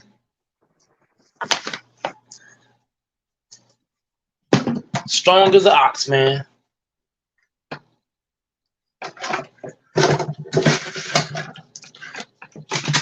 You know what made me want to train doors? What made me want to train was this happened I think it was last summer. I was playing basketball at the park, and these guys kept pushing me around on the basketball court. And I said, I'm tired of this shit. So since that day, it happened like last June. Since last June, I've taken real pride in getting in the gym and putting in work. So Doris, all it's gonna take for you to work out, really? You still there? Yes, sir. I'm here. All it takes, Doris, is things that happen to make you pissed off, and you're gonna want to fix it. So if somebody push you around, you can be like, you know what? I'm tired of this shit. You gonna start going to the gym working out like just how I did. I'm telling you, that's all it's gonna take. It takes things that happen, Doors, to push you.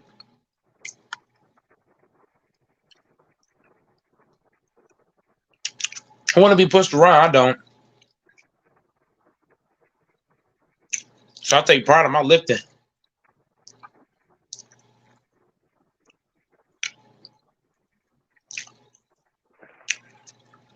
I make sure everything I eat has potassium in it of some sort.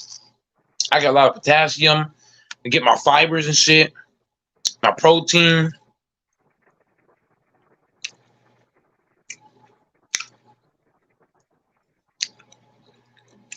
And I stay eating dairy products because dairy is good for your muscle.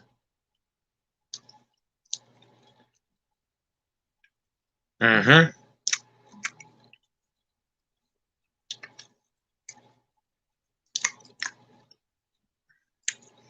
And also water. Drinking a lot of water is good for your muscle too.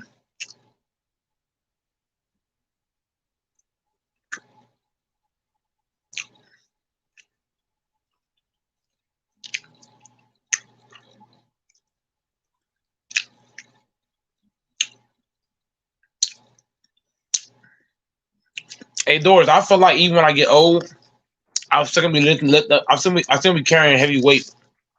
I'm gonna have old man muscles because if I keep lifting until I get old, Doris, can you imagine me, Doris, lifting all the way till I'm like 60, 70 and all that shit? I'm gonna be a swole ass old nigga. Oh, you definitely will. Everybody gonna say that. Is that Big Mike working out? Yeah. Old as hell, but still got it. My grandpa is strong as fuck. He's old as fuck, but he's strong as fuck. My uncle got fucking biceps. My grandpa, Doris, this man's 99 years old with biceps. Mm-hmm. That's all you gotta know. It's a family genetic. We're just naturally strong like that. You know what I'm saying, Doris? That goes a long fucking way. Genetics. Some guys got to work their whole life much harder, take supplements for stuff that others can do with ease. Mm-hmm. You got that edge. Some people just, they don't put on no muscle mass. They're the skinny little fuckers. some people I know, like Vietnamese or Filipino or some races, they just don't put on no mass or muscle. They're just lean people. But That's then there's true. some people they just bulk easy. My friend said that. I mean, I think being black and being African American, you have a huge advantage to bulking. I think you can put on muscle better than a lot of other races. I don't know if that's true or not, but my That's friend false. believes that. That's false. Being black has nothing to do with building muscle. Building muscle Really? has to do with it has to deal with your genetics, because some people their genetics don't. For example, I know people that's black, they can't build any kind of muscle. Really? At Yep, all? they can't build muscle at all. I know about 10 people that's black. They can't put on any muscle at all. They're just skinny little fuckers. They're just skinny motherfuckers that try to work out and they can barely lift even 10 pounds. So building muscle is not about it's not about the color of the race. It's all about your body. Is your body allowing you to build muscle? That's the thing. Is your genetics muscle worthy? That's the thing. Build muscle is not about being black or white. It's all about your body genetics.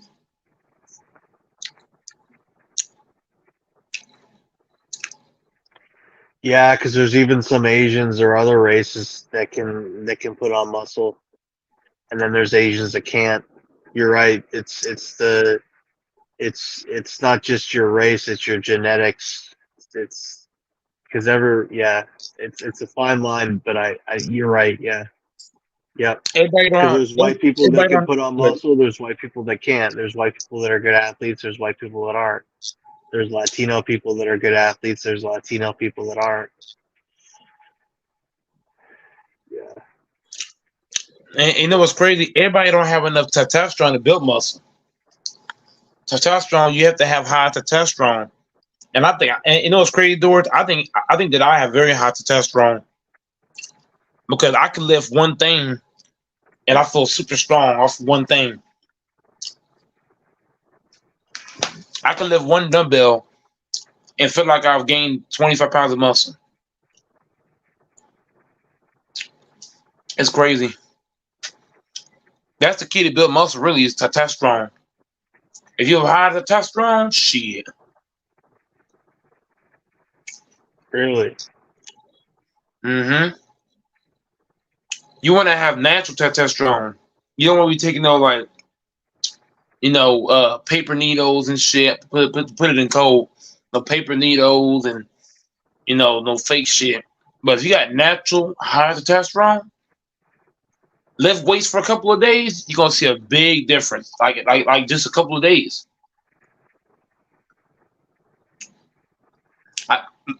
Like I told you, I could lift one dumbbell if I gain 25 pounds of muscle.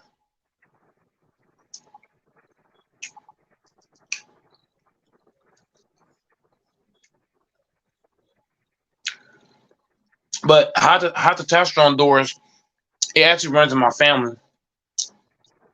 Everybody in my family has high testosterone. Even my sister has high testosterone. She's a girl. My granny got high testosterone. And she's a girl. She can lift all kind of shit. Well, she's not a girl, she's a woman, but you get my drift. Yeah. She can lift all kind of stuff at 101.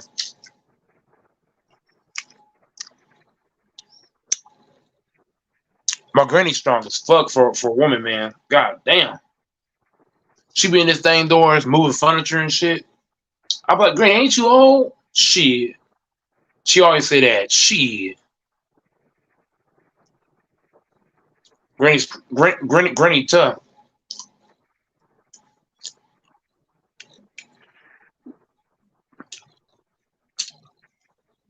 If y'all saw my granny, you'd be like, fuck. I see what go make strong like that. Granny strong as hell. Grandpa strong as hell. I got sister strong as hell. I got a sister that's skinny as fuck. She's strong as dirt. It's crazy.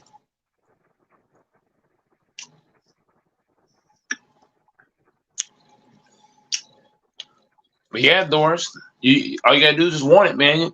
You have to have the genetics sound strong, and you gotta put the work in.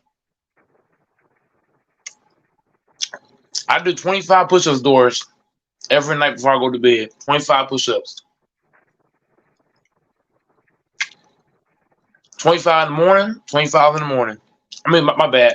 25 at night, 25 in the morning. The first thing you gotta do when you get up is push-ups. Before you go to bed, push-ups.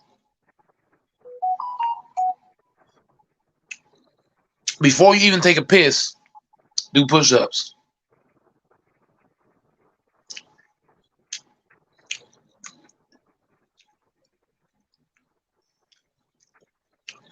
Who I sound like, Doris?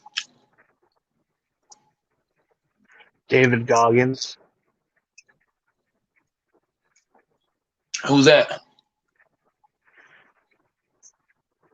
He's like a life coach, but athlete. You don't know who David Goggins is? You'd like him. I got a friend who's trying to turn me on to him. He basically says, get off your ass and stop feeling sorry for yourself. Go out and change your life. Yep. He does I don't know enough about him, but he's basically like, it doesn't matter how you feel. Don't fucking feel sorry for yourself. Always go out and put in whatever you can.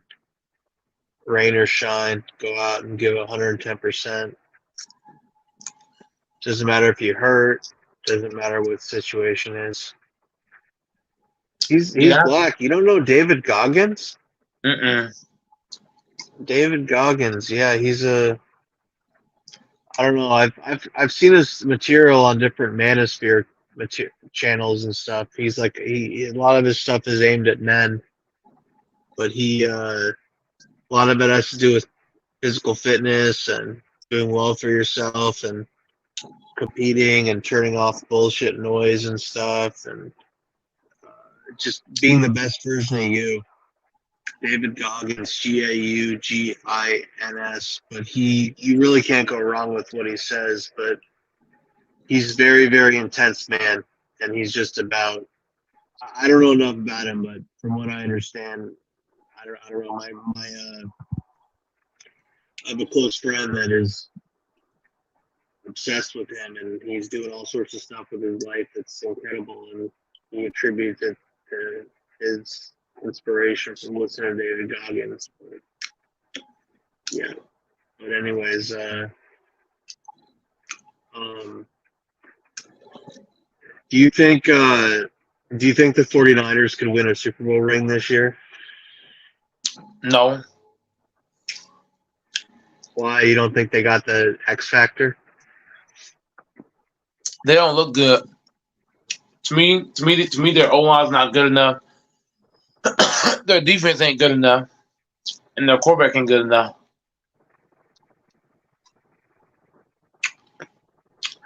And Kyle Shanahan been choking in the Super Bowl. Kyle Shanahan definitely fucking has come up pretty short, quite a bit. Hasn't he been to like 4 NFC Championship games and only won 1, and then he lost the Super Bowl? Like he's done pretty rough. He was coaching for the Falcons before the Niners, and he was at that big lead on the Patriots in the Super Bowl and took that shit. Was he the offensive? Does he come from an offensive background? I think he does. Him and his father are offensive guys, right? Mm-hmm. Yeah. So was he the offensive coordinator on the Falcons with the when they lost to the Patriots? And then Matt LaFleur coached under him too. But was he the offensive coordinator for the Falcons? Let me look. Yes, he was at one point. Yep, in 14, 15. No, that would have been like 16.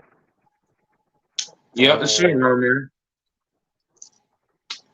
Offensive coordinator for the Falcons, 15-16. Yep. Yeah, and he was with the Skins under his dad. Mm-hmm. Matt LaFleur is a fraud for the Packers. Matt LaFleur is fucking overrated.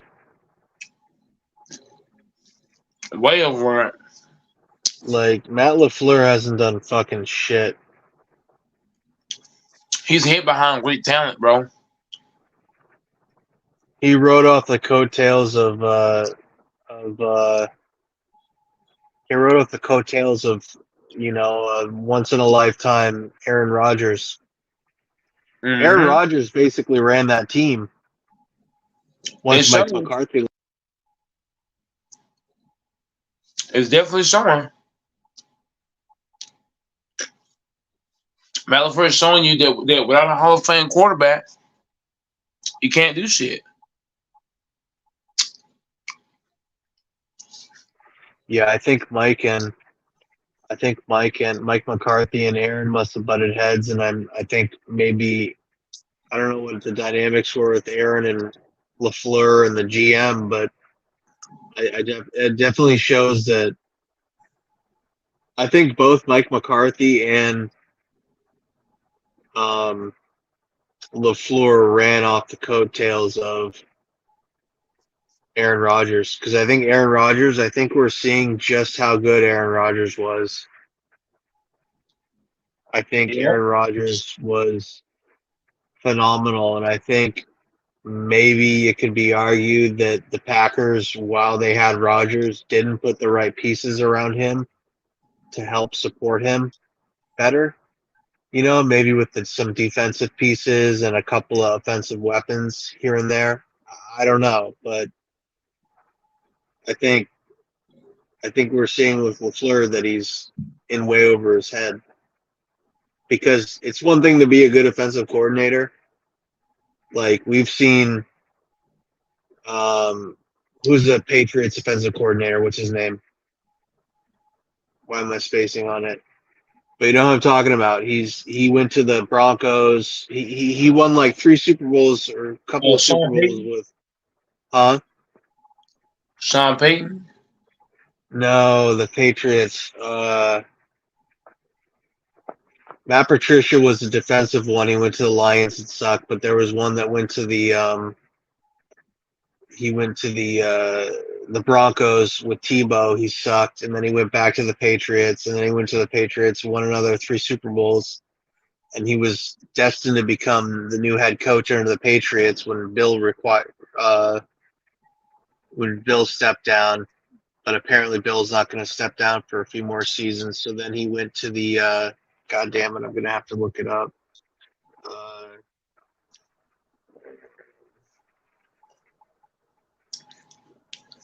Josh McDaniels. Josh McDaniels, who's the coach for now? I think it's the Raiders. Let's take a look. Is that who you talking about? So maybe it's the same. Yeah, he's for the Raiders, Josh McDaniels. But just because you're a good offensive coordinator doesn't mean you're ever going to be a good coach. And that's what happens with Josh McDaniels and LaFleur and a lot of these guys. And Matt Patricia was a rock star defensive coordinator with the Patriots, and he sucks. Like, a lot of these guys go from offensive or defensive coordinators to coaches, and they suck. And they being a coach is such a huge responsibility. It takes a very, very specific kind of person to be a really good head coach in the NFL. Like, you have to wear so many different hats. You have to be good with so many different things, managing people, managing like people's conduct, their behavior, strength and conditioning, putting a team together, working with your GM, working with your owner, scheming, playbook, like, managing guys.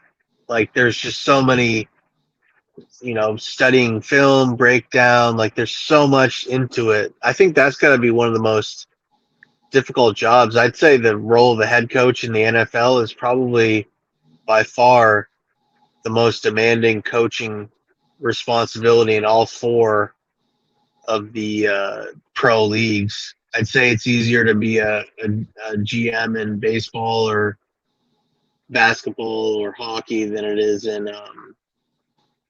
football by far. But that's just my opinion. I don't know how to dissect that and back that up, but I think the responsibilities these coaches have in the NFL. I think only a few people in the world can do that because I think it's so freaking hard. Don't you think?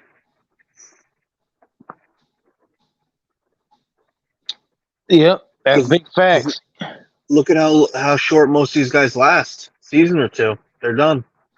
Season or two, done. Never heard from again. Never coach again. Done. A couple of them will get recycled around. They'll go around, make their rounds. Jim Caldwell or whatever, they'll make use for them. But a lot of them, like the Colts head coach Chuck Pagano, a couple of seasons in, done. Never heard from again. Like that's a common thing. And Like the really good ones are almost impossible to get.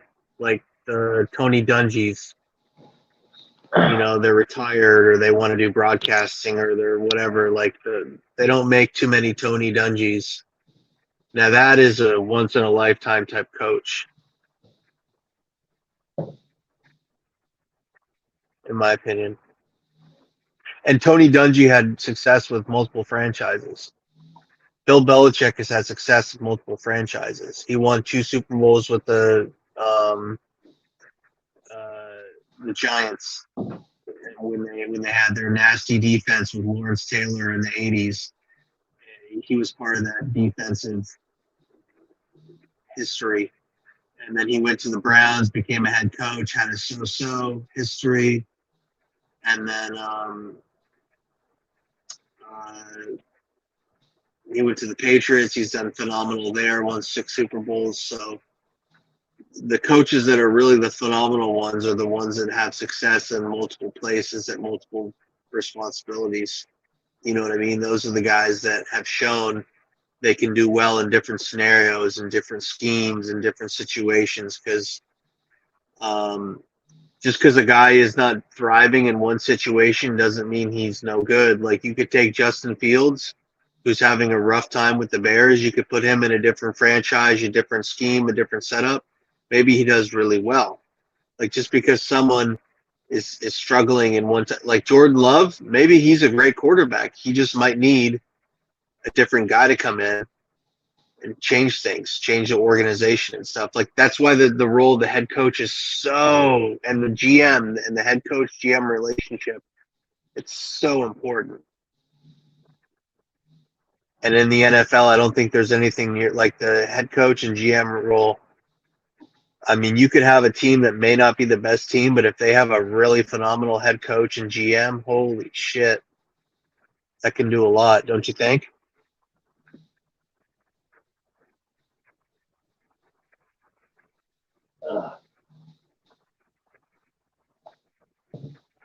I know I'm not making the most convincing argument, but I'm not just expressing it the most eloquently. But from what I've read and what I've seen, and as a fan, I think that the role of a head coach and GM in the NFL is almost as important as the players they have. What do you think?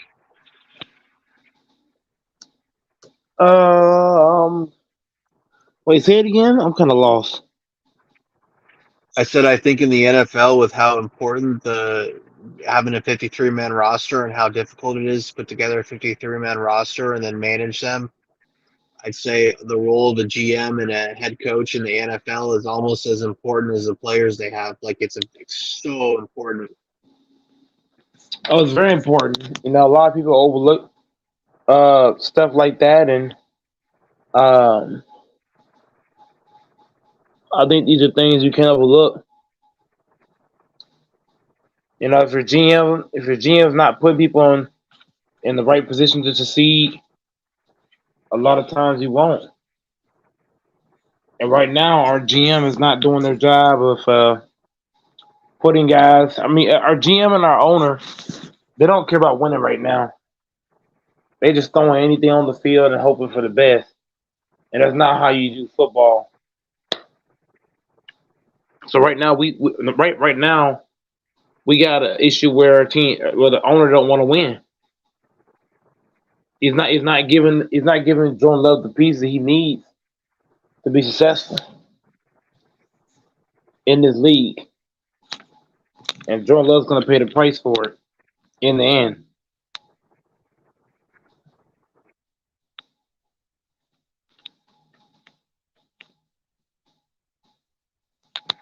I mean, I think Jordan Love's a very talented player. He's definitely worthy of a first round pick. He's got a lot of potential. He's still young. He's healthy. He's got a lot of football ahead of him.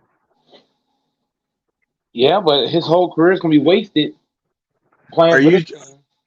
Are you the one that's saying get rid of Bakhtiari? He's not the only person they need to get rid of. He's not the only one. It's a lot of people. They need to. But why him? Is he overpaid, or why? You just think they need to redo that O-line, or what? What about him do you not like? Dave Bakhtiari is too injury prone. It's not being available to the team. Constant missing game left and right. I mean, he's not. It's like having an employee that never shows up. You can't have that. No. You know what I mean? And then it's not even just Bakhtiari. It's a lot of motherfuckers. Devontae Campbell need to be gone. There's a lot of guys need to be gone. Green Bay needs to take a hard look and move some guys off the team. Like Savage is not a good player. Needs to be off the team. Savage needs to be gone. Bakhtiari needs to be gone. Eric Stokes needs to be gone. Jair needs to be gone. Duggan needs to be gone. Forwards have not got a contract. Jair is the highest paid corner in the league. No, Jair is the second highest paid corner in the league. And he hadn't done shit since then. You got to think our O-line is garbage as a whole. Our whole O-line is bad outside of one player. Our defense, everybody's trash outside of Gary. May I mention that? The defensive coordinator is trash. The coach is trash. Our linebackers is trash. There's just too much trash on the team. And what I'm saying, Dora, when you get a lot of trash on the team, Jordan Love is not going to be a good player in this league. Jordan Love's going to continue to look bad as long as Brian Broadakis and Mac Murphy is our GM and owner. We're not doing shit, man. Jordan Love's career is going to be a waste. And it won't even be his fault. That's what's crazy.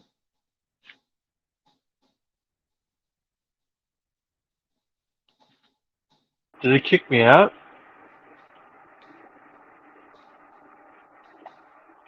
Are you still there? Go. What the fuck's going on? Jordan Love's career is going to be a waste, man. He's not going to be able to show us any potential as long as we have Murphy is the owner and Brian Broadakis as the GM. Jordan Love's career is going to be a waste. It's still too soon.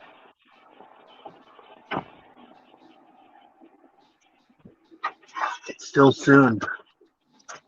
You said what? It's still soon. It's too soon. No, it's not too soon.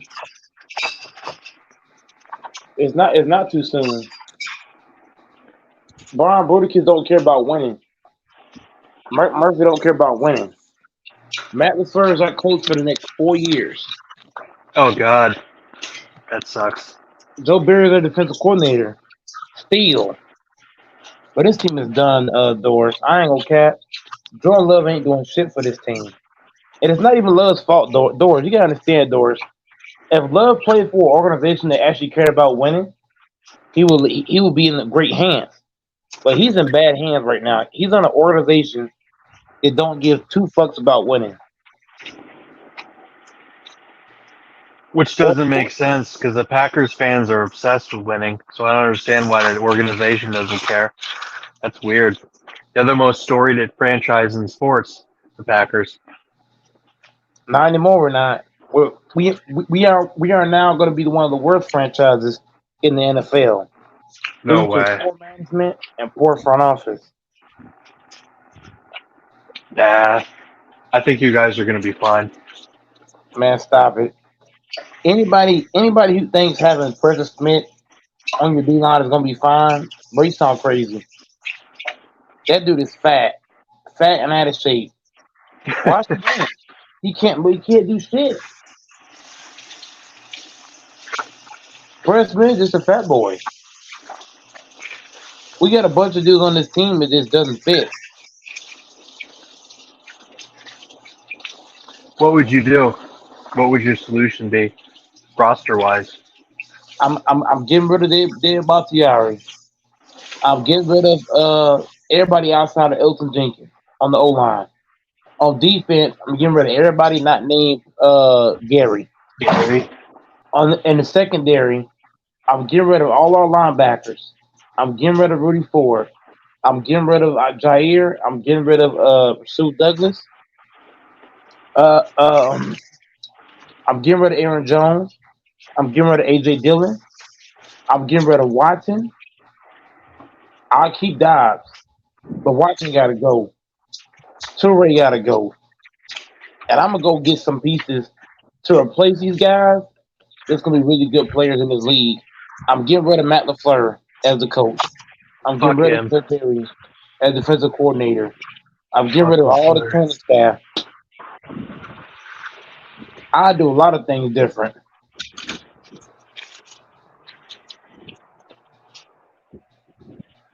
And right now, Doris, Jordan Love is playing for a team that doesn't care.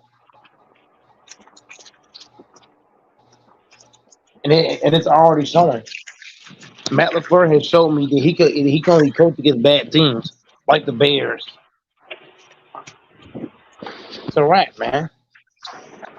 We're not playing the Bears 17 times.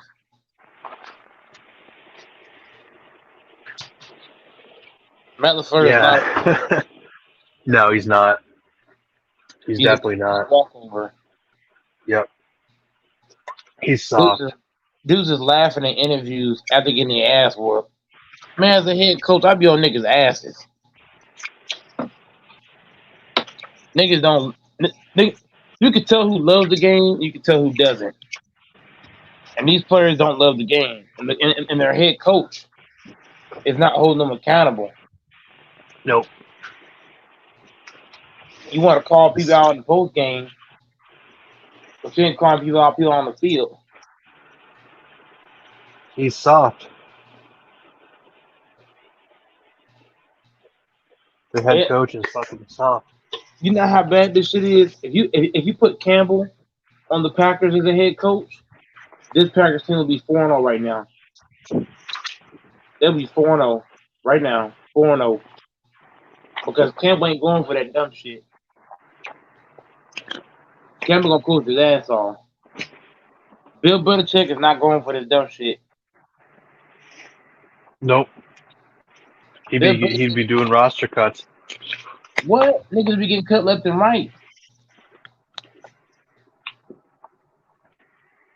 And that's what it takes to win. You gotta cut niggas off and then do what? Bring niggas in that want it. They gotta start bitching motherfuckers. You know what I'm saying, Doris? And niggas They gotta bring motherfuckers off the practice squad if they need to. Send them to the practice squad, yeah. I ain't gonna keep playing you ain't doing shit. Like AJ Dillon, he's fucking garbage. But they keep playing this man. Aaron Jones has had one good game out of all the games. And you keep playing this man. Jaden Reed keep dropping passes. But he's still in the starting lineup. Like, what the fuck? Get his ass out of here. Romeo Dobbs not being on the same page with his quarterback. I'll be pissed off as a head because what the fuck going on? Some niggas gotta start getting benched. Matt LaFleur needs to start benching motherfuckers. If matter of fact, Doris, if I was Matt LaFleur, I would start getting niggas faces. For real. I'm gonna start questioning niggas. Hey Doris, I'll start asking niggas, do you want to play tonight? Do you want to play at all tonight? Because if you don't, there's a comfy spot on this bench. You can't keep giving guys all this playing time. They ain't doing shit. Like Preston Smith getting way too much playing time to do nothing.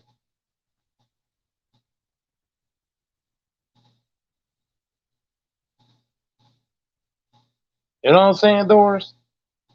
You can't be giving guys full playing time. They ain't doing nothing. Smith ain't doing shit. He getting shut down. One-on-one cover. Like, what the fuck? You get shut down one-on-one? The hell? You playing D-line like that?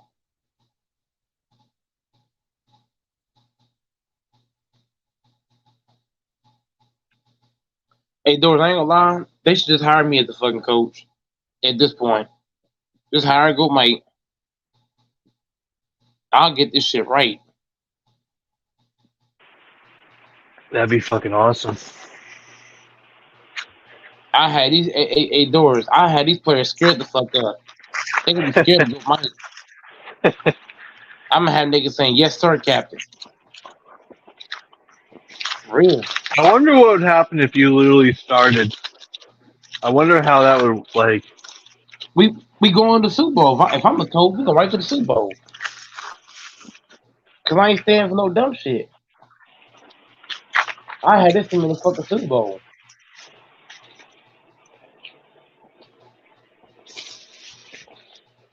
Cause I ain't taking no shit. All that being soft and shit, that shit ain't flying on my watch.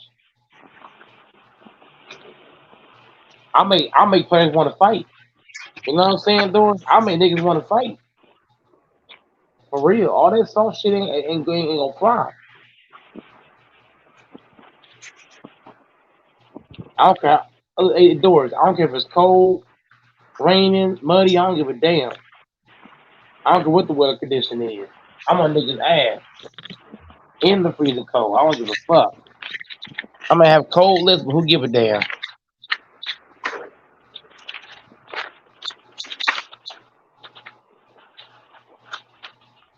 Matt LaFleur got he got no hood in him. We need a hood coach. Like, come on, man, get your shit right.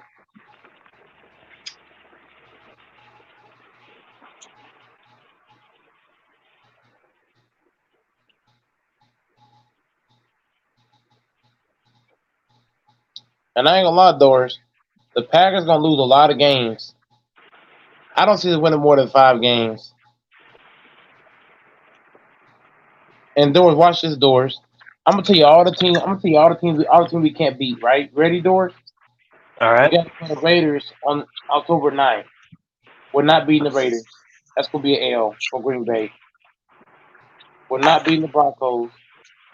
We're not beating. Come on, the Broncos. Stop that. I'm serious. This Packers team is that bad, bro. I trust Sean Payton more than Matt LaFleur. That's cap. No, it's not.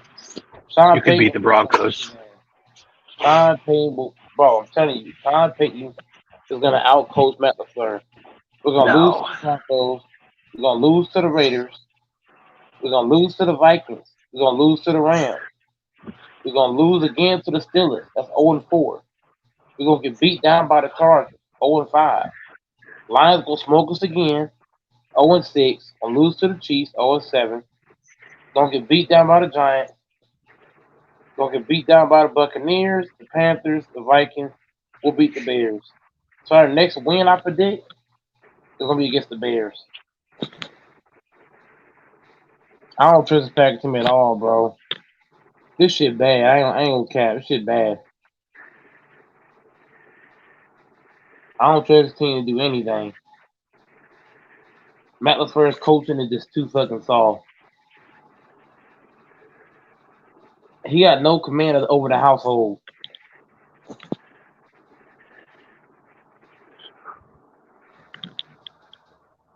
Niggas don't fear no Matt LaFleur.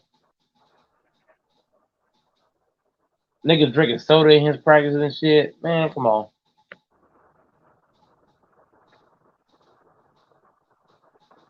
You know I ain't lying, Doris. I know you ain't lying, but I'm wondering why there's 11 people in here and no one can hop on so we can hear them talk. Texas, Infamous, TJ, someone's gonna hop on. I want to hear you and them talk about the Packers.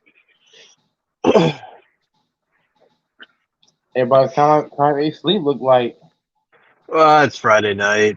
They're probably out having fun. Maybe they'll hop on in a minute here when bars get out, their girlfriends go home or whatever. But who do you think's gonna go to the Super Bowl if you had to pick right now, gun to your head, who's going? What two teams? Chiefs and Eagles. Wow. Who's winning that? Chiefs again? Chiefs again. You don't see nobody beating Patrick? Nope, because the Chiefs, they're a sneaky team. They really are. They really are. Everybody's laughing at them now, but down the line they're gonna be like, "Whoa, shit, here we go." Well, they're not going to be laughing when they put up 21 points in a quarter or 28 points. Right, shit like that.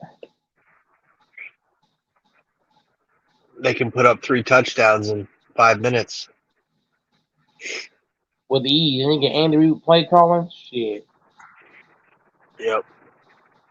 Yeah, I think they're the team to beat still. They're the team to beat. And the Eagles are the best team in the NFC. Texas made a dumb bet about the 49ers got a shot. Stop it. The 49ers does not beat no fucking Eagles. You don't think the Niners can beat the Eagles? Come on. They can't. Who are the Niners playing this week? I think they're playing somebody good. With the 49ers? Yeah. No, they're playing the fucking Cardinals. That's going to be boring. Is Kyler Murray still the quarterback for the Cardinals? What the fuck happened to Kyler Murray? No, he's not. Jay Dobbs? Is Kyler Murray out? Kyler Murray's on the PUP list. He's out. For the season or for... He's not out for the season. He's just out. For how long? Let's take a peek. Well, he just got off the PUP list. Oh, okay. But just getting off of that, it still doesn't allow you to play this Sunday. I'm telling you, man, these little guys.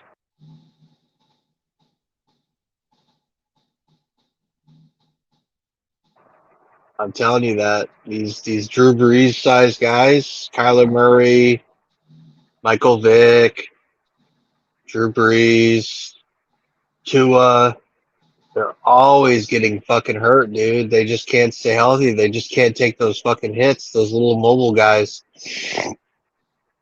I mean, they're athletic as fuck, but that was the problem with Michael, dude.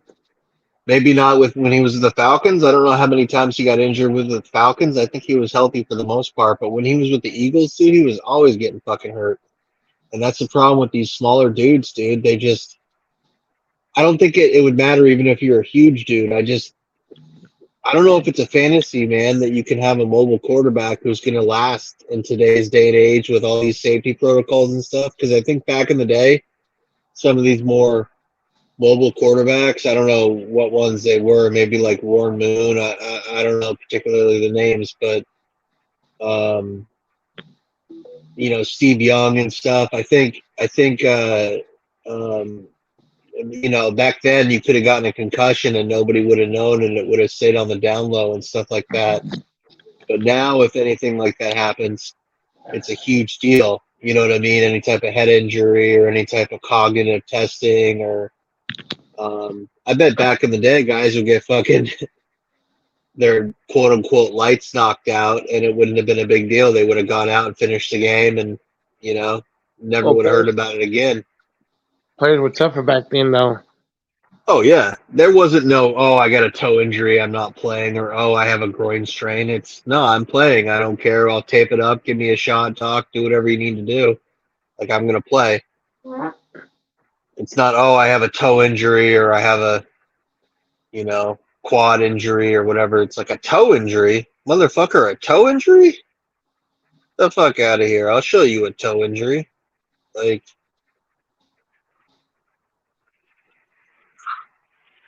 yeah. No, I've heard crazy stories in the NHL and of guys literally having to just stitched themselves up to get their ass out there to go and play, dude. And you did whatever they needed to do to go out there and play. And I'm not saying that that's the way it should be, but at the same time, you shouldn't be out because of a fucking turf toe or some bullshit like that. Like you need, or a contusion or whatever when you get whooped hard. Like, no, you need to be fucking out there playing, dude. Like that's what you're getting paid the big bucks for. You're a big boy, and that comes with the job title. Getting beaten up, that's part of the job.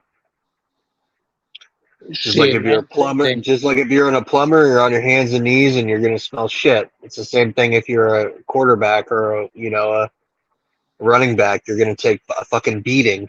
It's in your job description. Taking a beating, hurting, pain, lifetime injuries, chronic pain. That's in your job description. You know, Yep. You ain't the same no more. you can't be playing pretty boy sports. Like, nah, you're gonna take a beating, bro. Like, and that was the cool thing about Andrew Luck, dude. That dude wasn't afraid to take a fucking beating. He's a Colts fan. He didn't play no pretty boy football. He took fucking hits, hard hits, for yards and stuff. And he didn't bitch. He didn't complain. And then he'd congratulate the defensive player on nice hit or nice tackle. I mean, I think he played so hard he even got like a punctured kidney or punctured some Who was that? lung or Luck at the Colts. Oh shit. Yeah, Yeah, he yeah, got but I pretty was bad. yeah, but I was actually talking to this dude about that recently. But yeah, a lot of these guys now they don't want to sacrifice shit for the team or for the game, and I can understand that. But at the end of the day, that's what separates football from these other sports. Is these other sports are kind of, you know, football is the most physical sport, bro. Like it's game on. You know what I mean? Like you're out there. You know, you're gladiators out there. You know what I mean? You're fucking competing. It's not none of this sissy stuff with basketball where you're falling over on each other and crying and calling for fouls. And I mean, football is a fucking man's game. You know, it's a physical, elite game that only few can. You know, it's a man's game. So like, you know, it's not a sissy game like these other ones. Like basketball, you know. It used to be a lot more physical in a man's game, and it still is to a degree. Hockey is a man's game, but it's not nearly, you know, a pro hockey player takes a fucking beating, but above them all is basketball. I mean, few and far between can say, "Hey, I can hang in the pro football team." And I'm not talking about a special teams player. I'm not talking about the guy that doesn't put his neck out there. I'm talking about, you know, if you're a linebacker or a running back or a tight end or one of these guardmen or something like that, or a quarterback in the NFL, shit, dude, you're a professional badass. You know what I mean? Like, what's up, Debates? Salute to the host. Salute, Salute to the panel. Salute.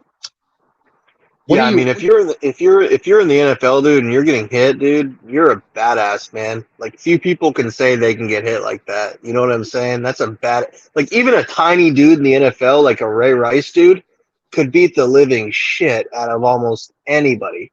You know what I mean? Because to be able to be that tough to make it in the pro, you know, as a running back in the league, you're a bad motherfucker. You know what I mean? Let's ask Debates the same question. Debates, what do you got on Goat Mike saying that Jordan Love talent is gonna be wasted playing for the Packers? Consider our owner and GM is not caring about winning, not getting Love the pieces he needs to succeed in this league. What do you got me saying that? I mean, yeah, And also coaching too, not having the right coach on available because Matt LaFleur is not it. yeah, we could continue to keep seeing the same type of players being brought in for the roster, the same stagnant offense, predictable offense. Continue to see these things happening and no changes being made. Yeah, they definitely stagnate in his career. no doubt. Yeah, It's not Jordan Love's looking in a good. really bad situation. Cause when Dak first came in, Dak had a really good defense. He had good running game, so he didn't have to come out the gates. Because what I don't like about Matt LaFleur is that he keep calling pistol for Jordan Love. How you gonna call pistol with no run game? That makes no fucking sense. Any Yeah, kind of pistol actually need to have your run game going to call it shit. Like he calling shit like he calling plays that make no sense. yeah, he's one of those guys that get talked about that have all this offensive He get exposed without Aaron experience, Rodgers too. knowledge. Without Rodgers, he get exposed. He got a lot of knowledge that don't go nowhere. His knowledge does not add any value to this team. Whatever offense he knows or whatever offense he likes to run, it's not fitting this team. And clearly, some changes need to be made fast. Not at the end of the season when it's all done being bad, but it need to be changed now. The way that offense looked, it need to be changed now. He getting exposed without Aaron Rodgers, isn't he? That's how I was telling Yeah, Doris. definitely getting exposed.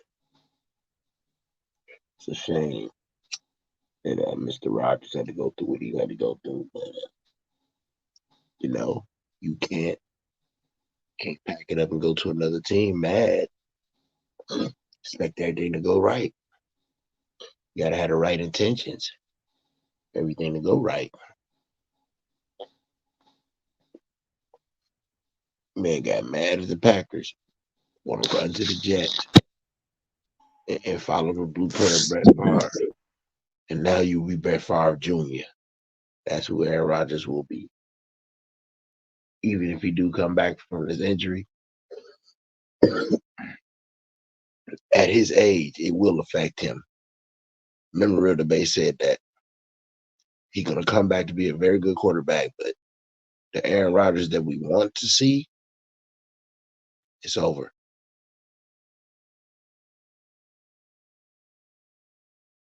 It's over.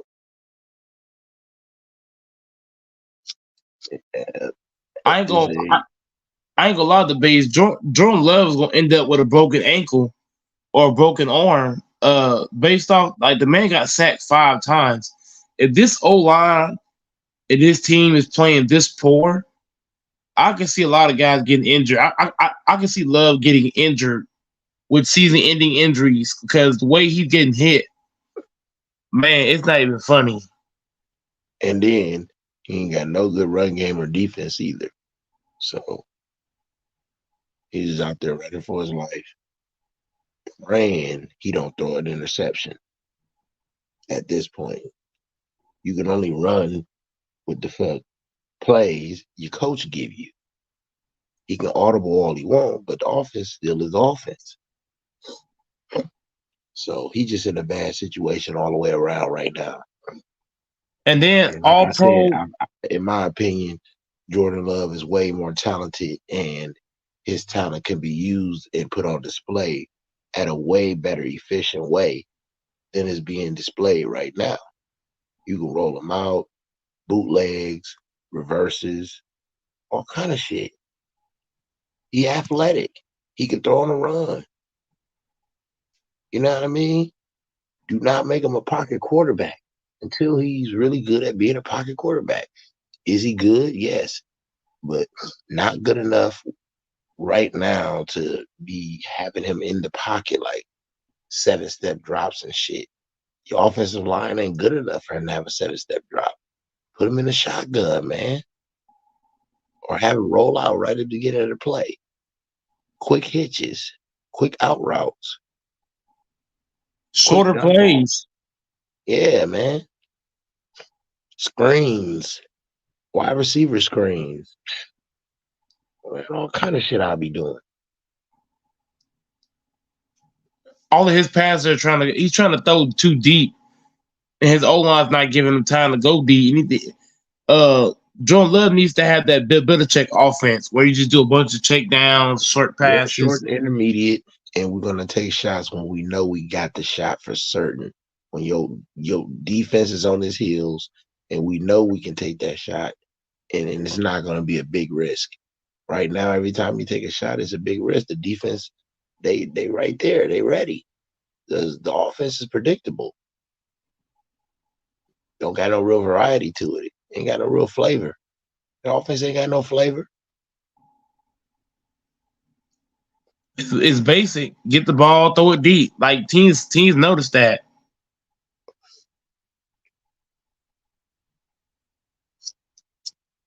And then Love got learned. And then Love throwing the ball in the middle of the field.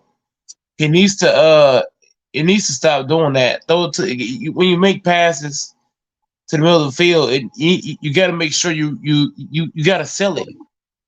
You got to sell the throw to the outside, and then throw it. You see, Love not selling his throws either, and Matt LaFleur's not teaching him how to sell his throws. Like, okay, I'm gonna stare at the baits, but I'm throwing the bitch to doors.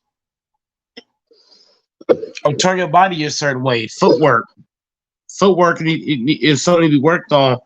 When Joe Love is in the pocket, he needs to understand when to roll left or right. You can't just be a pocket passer. Then he's making throws that ain't there. And Matt That's why you LaFleur got to is put not. him in position, go Mike. You don't have him taking too many 7-step drops. The offensive line is not good. The offense is not too good either.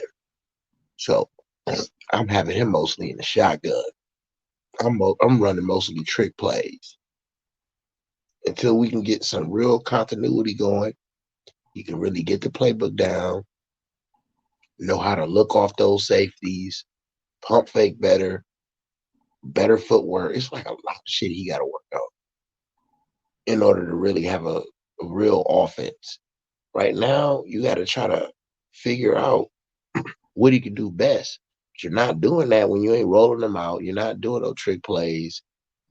Like and then if you're gonna have him in the pocket, I need to be doing a lot of play action, man. We're not 7-step dropping, bro. He's just not that type of quarterback. His arm ain't big enough. He's not accurate enough. He's just not there. Yes, he's very good if you put him in position, but he's just not for this offense that they running. He's just not a good quarterback for this offense, and it's showing. And it's showing that he's not a good quarterback for the offense. That not that he's not a good quarterback. He is a good quarterback, just not for this particular offense. Not right. And then he's not developed enough. Matt LaFleur is treating him like he's Rodgers. Yeah, so that's And crazy. you can't do that. He's not accurate like Rodgers. He don't know how to look out defenders like Rodgers. Keep all your audibles short and sweet. All your hot routes short and sweet. But don't give him too big of a playbook to learn that first year. Just good enough to get his feet wet. He know what he need to do, what he can check it down to, what he can audible to, and expand that the next year. Right? I think I could be a great head coach. I ain't gonna lie. Because I know exactly what to do. You don't give him a huge playbook that first year where you got a rookie, unless you got one of those type of rookies that can handle that kind of playbook. He's not that. Run game and defense, that's what I'm trying to build my team. Unless I already got a crazy franchise quarterback like a Patrick Mahomes or something, I'm going run game and defense. There's a bunch of guys on defense that don't need to be there. Like Clark, Preston Smith. The only guy getting any pressure is Rashawn Gary. That just tells you, bro, the D-line is trash. Our linebackers is old and slow. Can't keep up with anybody. Aaron Jones is washed. He should have been gone. AJ looks oh my goodness. Yeah, the worst situation you can have practically with a rookie quarterback is when you can't even win the battle at the line of scrimmage, offensively or defensively. Offensive line, not good enough. Defensive line, not good enough. You're not going to win if you can't win in the trenches. Anybody who knows football knows that. But yeah, the base. Never mind winning in the trenches. We can't win in the fucking suburban area. Shit. We can't win in the suburban area. Never mind the trenches. Yeah, the offense. Even with how the playbook is looking and the plays is being ran, receivers just ain't getting enough separation. Running backs ain't hitting the hole hard and fast enough. Not agile enough. It's some things that this offense showed about the talent. Talent definitely need to be upgraded, along with the offense, of course. Or the head coach got to go. If he can't upgrade his offense, he got to go. And Joe Barry got to go because Joe Barry got to go too. The talent is not good, so the talent needs to be upgraded.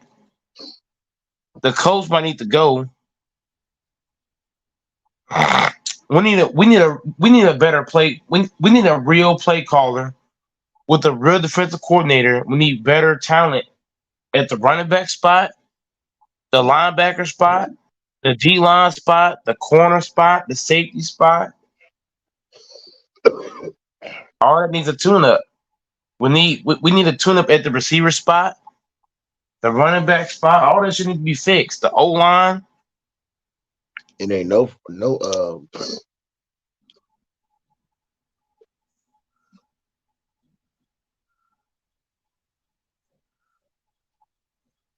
free agents is going to come to a team that's not consistent and don't got their shit together.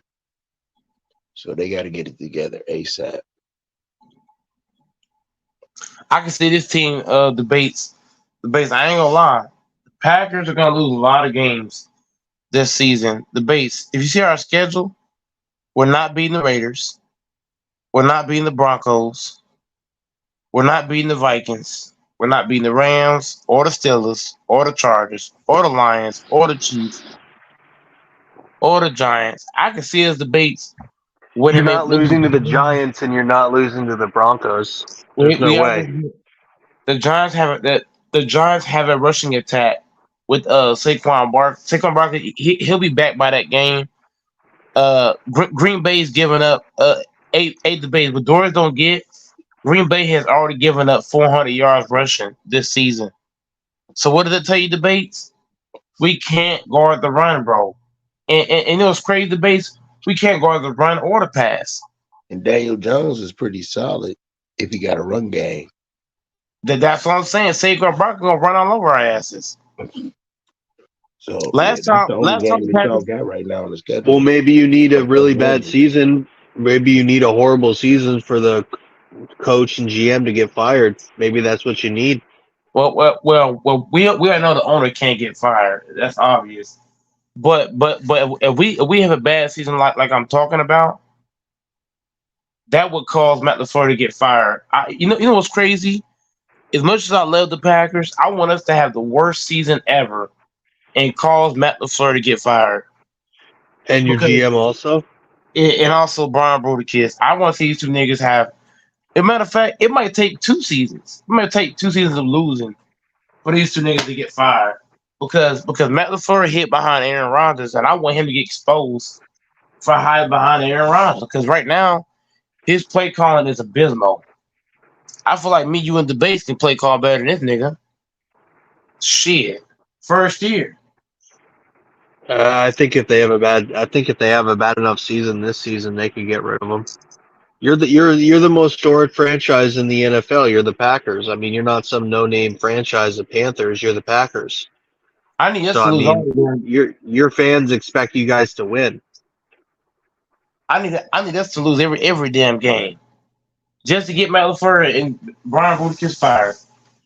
Plus, you could get some badass draft picks. You have a really shitty team.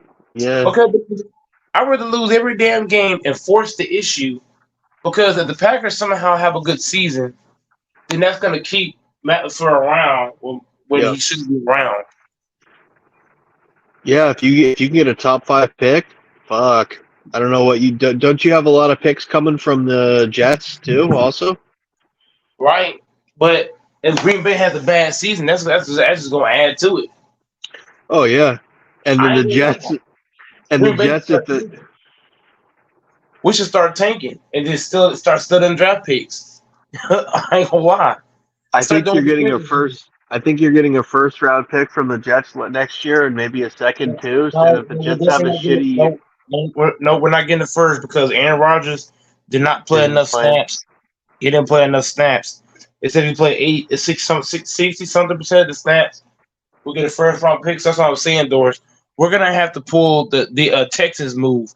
You know how the Texans be losing every year and getting all these damn picks. We're gonna have to have losing seasons just to get good draft picks, and I think Green Bay should do it. I think Matt LaFleur should keep coaching how he's coaching, keep losing games, and then somehow we get some first round picks and make some moves. Like the Texans you're talking about? Right. Sometimes in life, doors and debates, it takes bad things to happen for owner to be like, you know what, fuck this shit, he gotta go. Yeah. Got to stay within that top 3 draft picks. Definitely in free agency, you got to go get some veteran offensive linemen that can protect Jordan Love. Go get yourself some veteran guys in the locker room on the defensive side, and then, Tackle. sprinkle in a few free agents that got some big names to give you some flavor, and go from there. But right now, outside of Rashawn Gary, I don't see nobody inspirational on the defensive end. And when you pull the stats of debates, look at Rashawn Gary's stats compared to everybody else on that D line. That shit ain't fucking close. Yeah, they just ain't seeming hungry enough. That's why I say it's gonna take us losing, having one of our worst years ever, for the owner to say, you know what, Matt LaFleur ain't shit without Rodgers. Because right now, our owner thinks that Matt LaFleur is a good coach because he had 3 good seasons of 113 games. Yeah, they they had a very good third quarter. They had a very good third quarter against the Lions, shut them out, and then they just fucking buckled after that. And, seeing that's very concerning. That's very concerning. But I ain't gonna lie, man. I think the Lions had a big lead and just took their foot off the gas. Even though they took their foot off the gas, they were still easily driving it, though. That's concerning. But I'm just saying, it's concerning that you're waiting to the third quarter to try to find any kind of rhythm. You know what's crazy? I hope Matt LaFleur keep doing this shit and get his ass fired. It don't make Real no shit. sense to shut a team out and have all that rhythm and momentum, and then you just buckle. Like, no consistency at all. Fucking horrible. The base, there's no reason to get down that big anyway. To be honest, So, Mike, they shut them out and had a real chance of coming back, and then they just choked it on down. it should have been down that big in the first place. I know. It's horrible.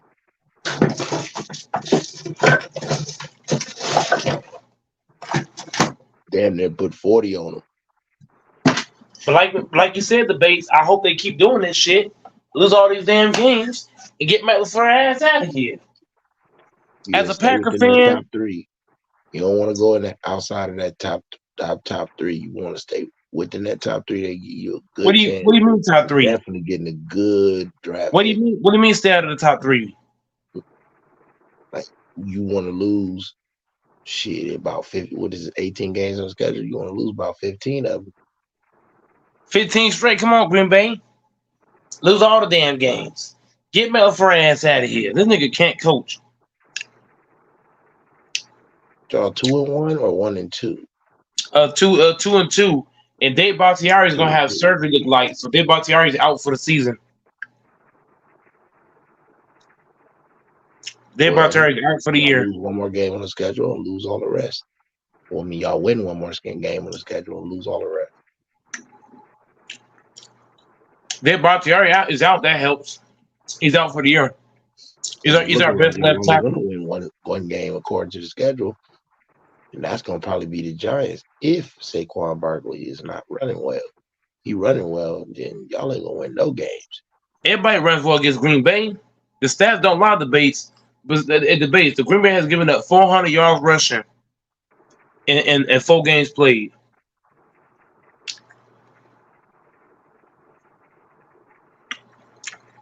We cannot run for shit, and it's showing.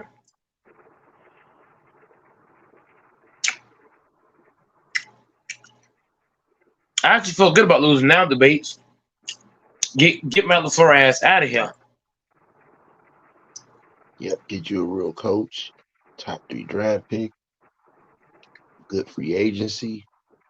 But this team could be looking way better next season. So I say, really don't even sweat this season, bro. Don't sweat it. Jordan Love, don't sweat it. You wasn't put in good position. Do the best you can do. Aim for a top 3 draft pick. Get you some good veteran free agents, a few very good free agents, and go from there. And sometimes it takes having a one bad year to bounce back that next season. It's kind of like with the Cowboys debates indoors. You saw the Cowboys went 8-8 one year, and that next year they just took off. The Cowboys have had some pretty bad seasons, and look what they're doing now. They bounce back. So I think the Packers should have that same mindset. Use this year right here, debates, as a tanking, and then come back better next year.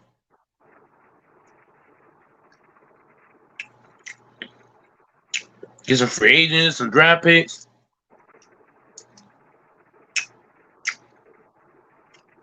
We should tank. You know what I'm saying, Doors and debates? Let's do it. Definitely should tank.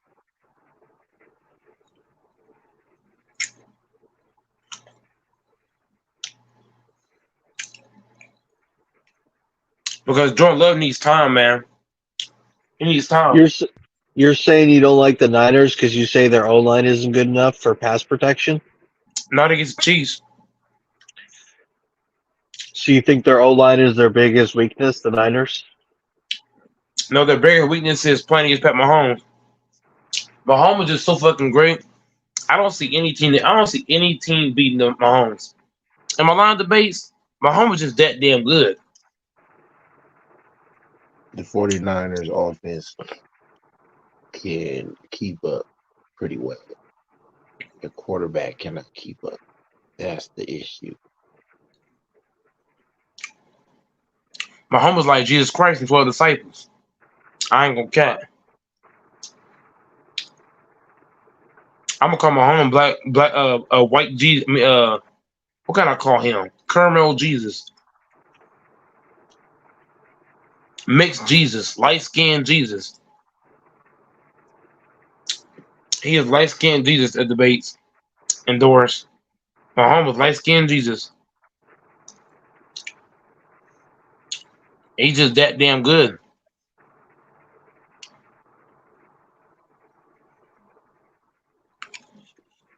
Am I lying, debates?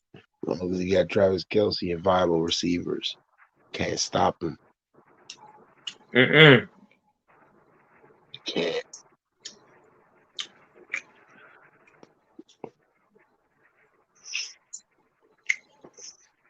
Mahomes better than LeBron James. Yeah, he's a phenom. He is definitely a phenom. Mahomes was a motherfucking problem. You know what I'm saying, Doris? Where you at? I'm here. I'm listening. I'm just reading some statistics about the upcoming games this weekend.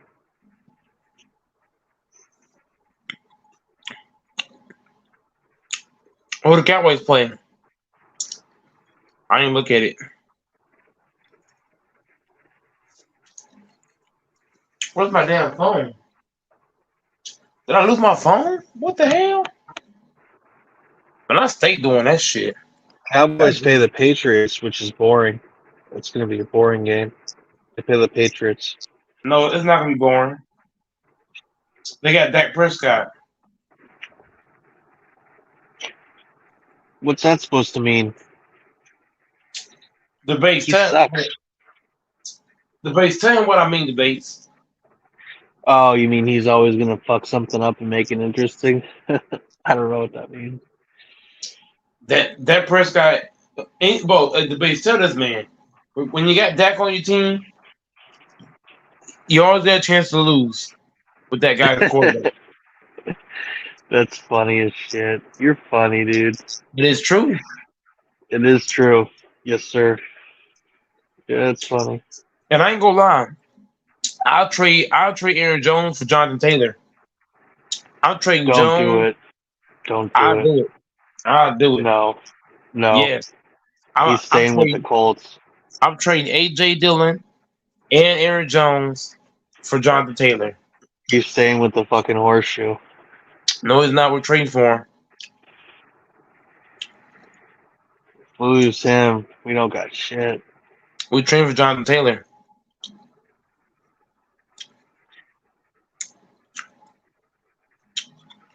I ain't gonna lie. Well, If what I was happens, him, happens.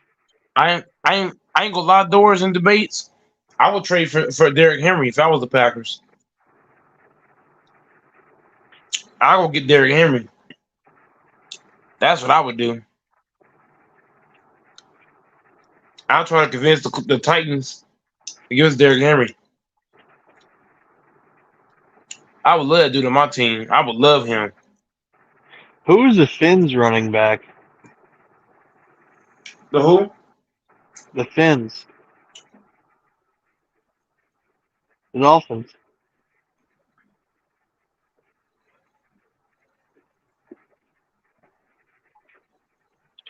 Is my mic not working?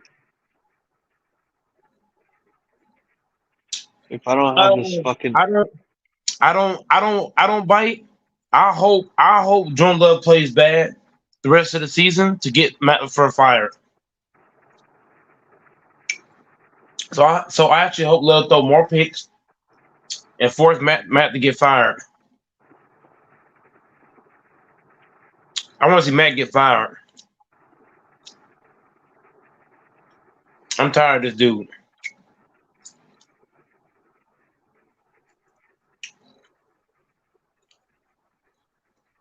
So hopefully Love plays bad for 4 quarters and not 2.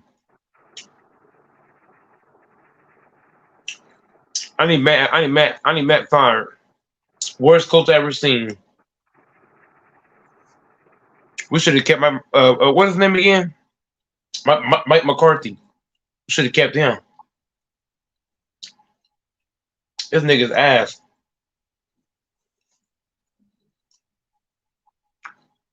Yeah, the Texans are better. The Lions are better. The Browns are better. Everybody's better than the Packers. He's not the Deshaun Watson that we need to see yet, but you know how to play within his offense and run that rock. And they got a good defense to hide his inefficiencies. So I like what they doing with the Browns. Texans is looking good too, man. Stroud, bro. CJ Stroud looking like the real deal. He looking like a gamer.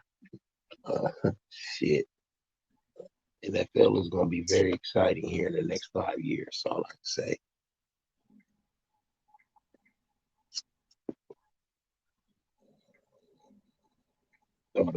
The Jaguars is going to be the black horse team coming out the AFC, but it's looking like Texans.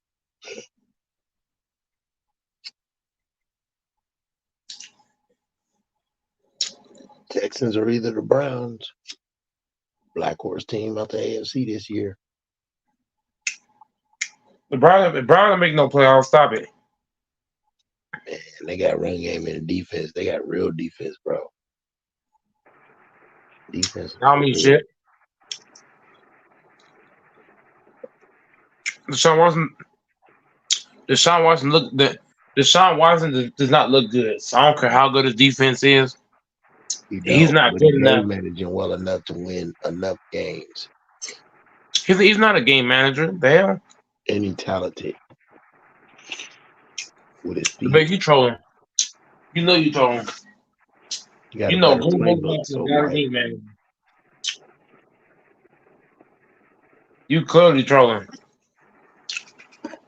Watson is not a game manager. He's not Troy Aikman. Does not do that. Right, but game managing is like the lowest form of quarterbacking in the league, and he can do that. Man, stop it.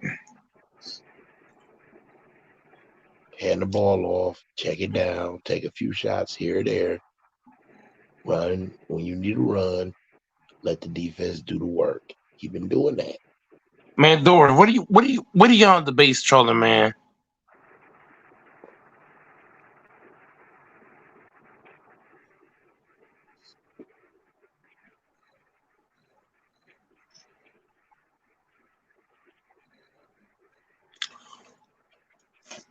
Doors. Yo, my mic isn't working too well. I'm checking stats for the game for the weekend. What's he trolling? What did he say? I didn't think he said nothing. What did he say? What do you got him saying Watson's the game manager? This is cap, man. Deshaun Come on. Watson? Yeah, he's not a game manager. I haven't followed him since he played. I haven't followed him since he played for the Texans. I don't know what he's been up to with the Browns. I don't know enough. I haven't watched any He ain't games. really doing no strikes like that. He been game managing. Man, the base, man. Why you gotta troll, man? And that's the safest way to go. Game manage. Man, the base. You and I both know he can't game manage. Mm.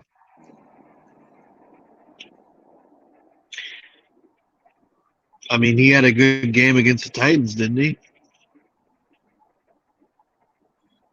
Solid. That's You the don't first. need- That's the you best don't game need he's to be a had great since he's been with the quarterback to be Browns. successful. He has a Yeah, real that's true. defense and run game. Kareem Hunt is the real deal, bro. They lost Chubb. That's nothing. Kareem Hunt is built like that. That's a good point. When did they get Kareem Hunt? They been had him. Oh shit! He's still good. Yeah, he is. He get a lot of yards once he get going, man. It's hard to bring him down. No, it's not. All you gotta do is do a Patrick. Wow. I'm so sorry. I'm sorry. Lord, forgive me. Lord, please forgive me what I said, bro. But bro, I can't help it. I can't help it. Hey, debates indoors. I can't help it, bro.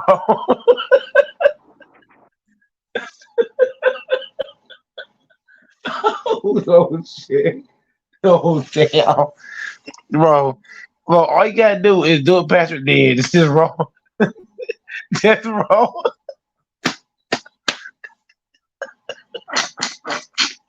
Oh shit. Oh shit. Oh shit. All you gotta do is just roll. Ah!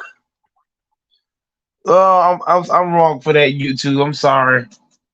I just can't help it.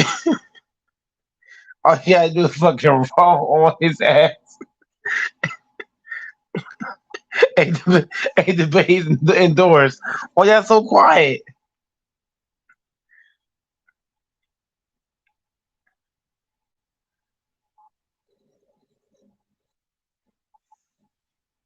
Debates doors. Man, Kareem got screwed. He left the Chiefs before they won a ring. You mean, Hey, Kansas hey, City? door, hey, doors Hey, in man, the all base. you What gotta if do is somebody roll man. on Kareem Hunt leg? You gotta and take- roll, man. How's he gonna run in? and that wouldn't be good. Yeah, he gonna roll and run, man. Yeah. Rock on and rock hard. Oh my goodness, this zesty nigga. Whoa. Wait a minute. That ain't me. That's somebody else that you be having on. Hold your friend drinks with that damn Z word, man. Yeah. Hey, Cuba. Who do you see going to the Super Bowl from the AFC or NFC? The 49ers. Oh my fucking! I don't need to see an AFC team, man. Like the 49ers. There you go, right there. You sound like damn King. Get on my damn nerves. The 49ers fans, man. That's how you got to do it, dog. You can go there and we gonna win, man. That's what's gonna happen. I'm sick and tired of going to these Super Bowls and losing, man. We gonna win. I'm gonna turn the power out. So how you gonna win? That almost helped in our favor last time. That was pass interference. That was a holding call in that Super Bowl, man. Go watch the footage. Man, you gotta stop crying. I don't give a damn, man. That was pass interference. I'll turn the power. We should have won that. I'll turn the power out again. Make no damn sense, man. I'm sick and tired of losing these Super Bowls, dog. Gonna win this year, dog. No, you're like not. Cowboys fans saying, "Oh, you know we can go to the Super Bowl you know we're gonna go and win, right?" You can't even get to the NFC Championship game. At least we make it to the NFC Championship game and we make it to Super Bowls, man.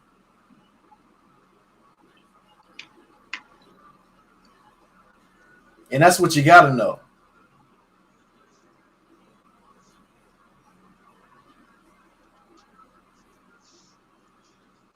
Man, debates indoors. What do you got on this dude Cuba comment?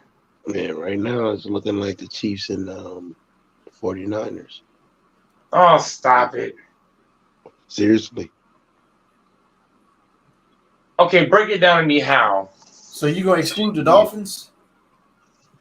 Yeah, you gonna exclude the Dolphins, my nigga?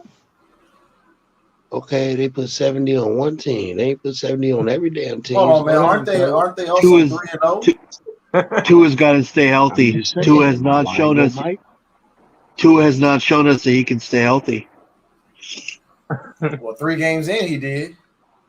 Well, that's true. That's good. I'd like him to stay healthy, but he's got to show he can stay healthy, not get hit in his head. You got to whoop people in the playoffs. Everybody had this crazy stuff going on in the offset in the regular season. Once they get going and they have new additions. But once people start getting people going to have a lot of game tape on you by the time it's the playoffs. And their teams will get better and grow too. So, good luck to the Dolphins. They're showing a lot of promise. They already was great offensively. We knew that. They done grew some more. To got a funny release, but that thing is a rocket. So we'll see what they're gonna do. That man did a no-look shovel pass. I don't know if I've seen a no-look pass in a football game. They're explosive, but are they clutch? Can you keep that up when somebody else on the other side is doing that? We ain't seen Tua do that yet. We seen him beat people down. We ain't seen him go against Debo. We know who Debo is. Why you say it like that? Why you talking like this? When he roll up on that beach cruiser, you got to tuck that chain in. Patrick Mahomes.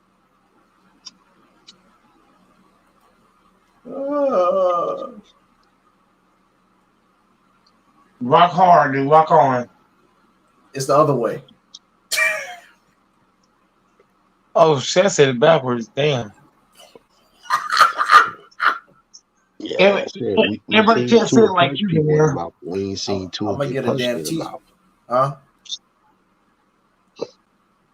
I'm gonna get a t-shirt with that, man. You gotta buy it. They got a lot of legs, a lot of rest. That defense is on his heels. How's the offense gonna respond then? offense got to stay on that field, play fast, and stay on that field. We're gonna see. Because ain't nobody on that offense tougher than Travis Kelce. That's what you gotta know.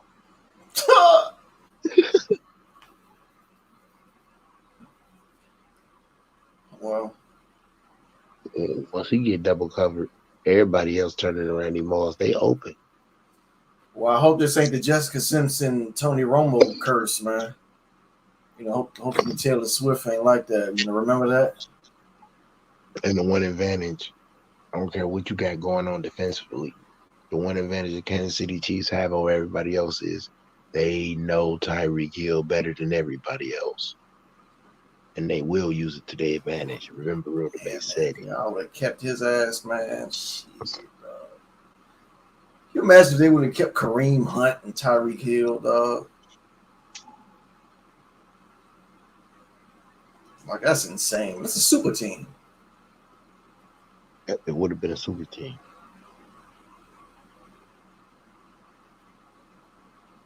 That's insane. But watch, next season, for certain, one of these receivers will turn into a number one receiver, or either we're gonna go get one. Shit, Ain't gonna be multiple seasons. We're just gonna keep depending on Travis Kelce and Patrick Mahomes to open up everything for everybody else and stay consistent around everybody else. I think Kelce, number one. Number one tight end. Receive number one. Either number one, period. It's like when Brady had Gronkowski and Hernandez, man, that dude had two tight ends. They just catching the football in the end zone, man. That was his target. And then you had Edelman. Like, shit, man, damn. The Patriots had a stacked ass offense too. Damn right they did. Yeah, if Hernandez ain't do what he did, man, shit. God damn, that would have been crazy. Man had a two tight end setup. Yeah, that was an unguardable tight end setup. So they was on there at the same time. I can't remember. They were on there at the same time. Oh yeah, okay. But if you had Randy Moss at the same time as that, my God, yeah, that's damn. You can't guard it. You can't guard that offense. Well, Edelman, shit, man, is a number two. Edelman was good. That damn Broncos 2013 Broncos offense was just deadly. Yep, one of the greatest shows on turf, man. I mean, Peyton Manning seen everything on the field. He was just killing people. It sucks they lost the Super Bowl like that. But it do suck, but it was one of the greatest defenses we've seen. Top three defense ever. So it's like, you know what I mean? Kind of makes sense. Yeah, that shit was over with from the start. Had a safety on the first play, wasn't it? And Percy Harvin had a kickoff return, or was it a punt return? That defense didn't stay at that level, and they didn't win again. Plus, bad coaching on Pete Carroll's part by not running that ball. Oh, the next year? Yeah. Yep. Yeah, that was definitely his fault. They didn't want Marshawn Lynch to be the hero, man, because the man had, four? Was it four? He was either 4 to 7 yards right before that he threw that interception. I'm like, bro, just give the ball to beast mode, bro. Like, damn, bro. Where you got a powerful back, like right there, bro. Just give him the ball, man. And I don't know how many downs they had. Should just keep feeding him the ball. You could have won 2 straight. That's like one of the what ifs right there.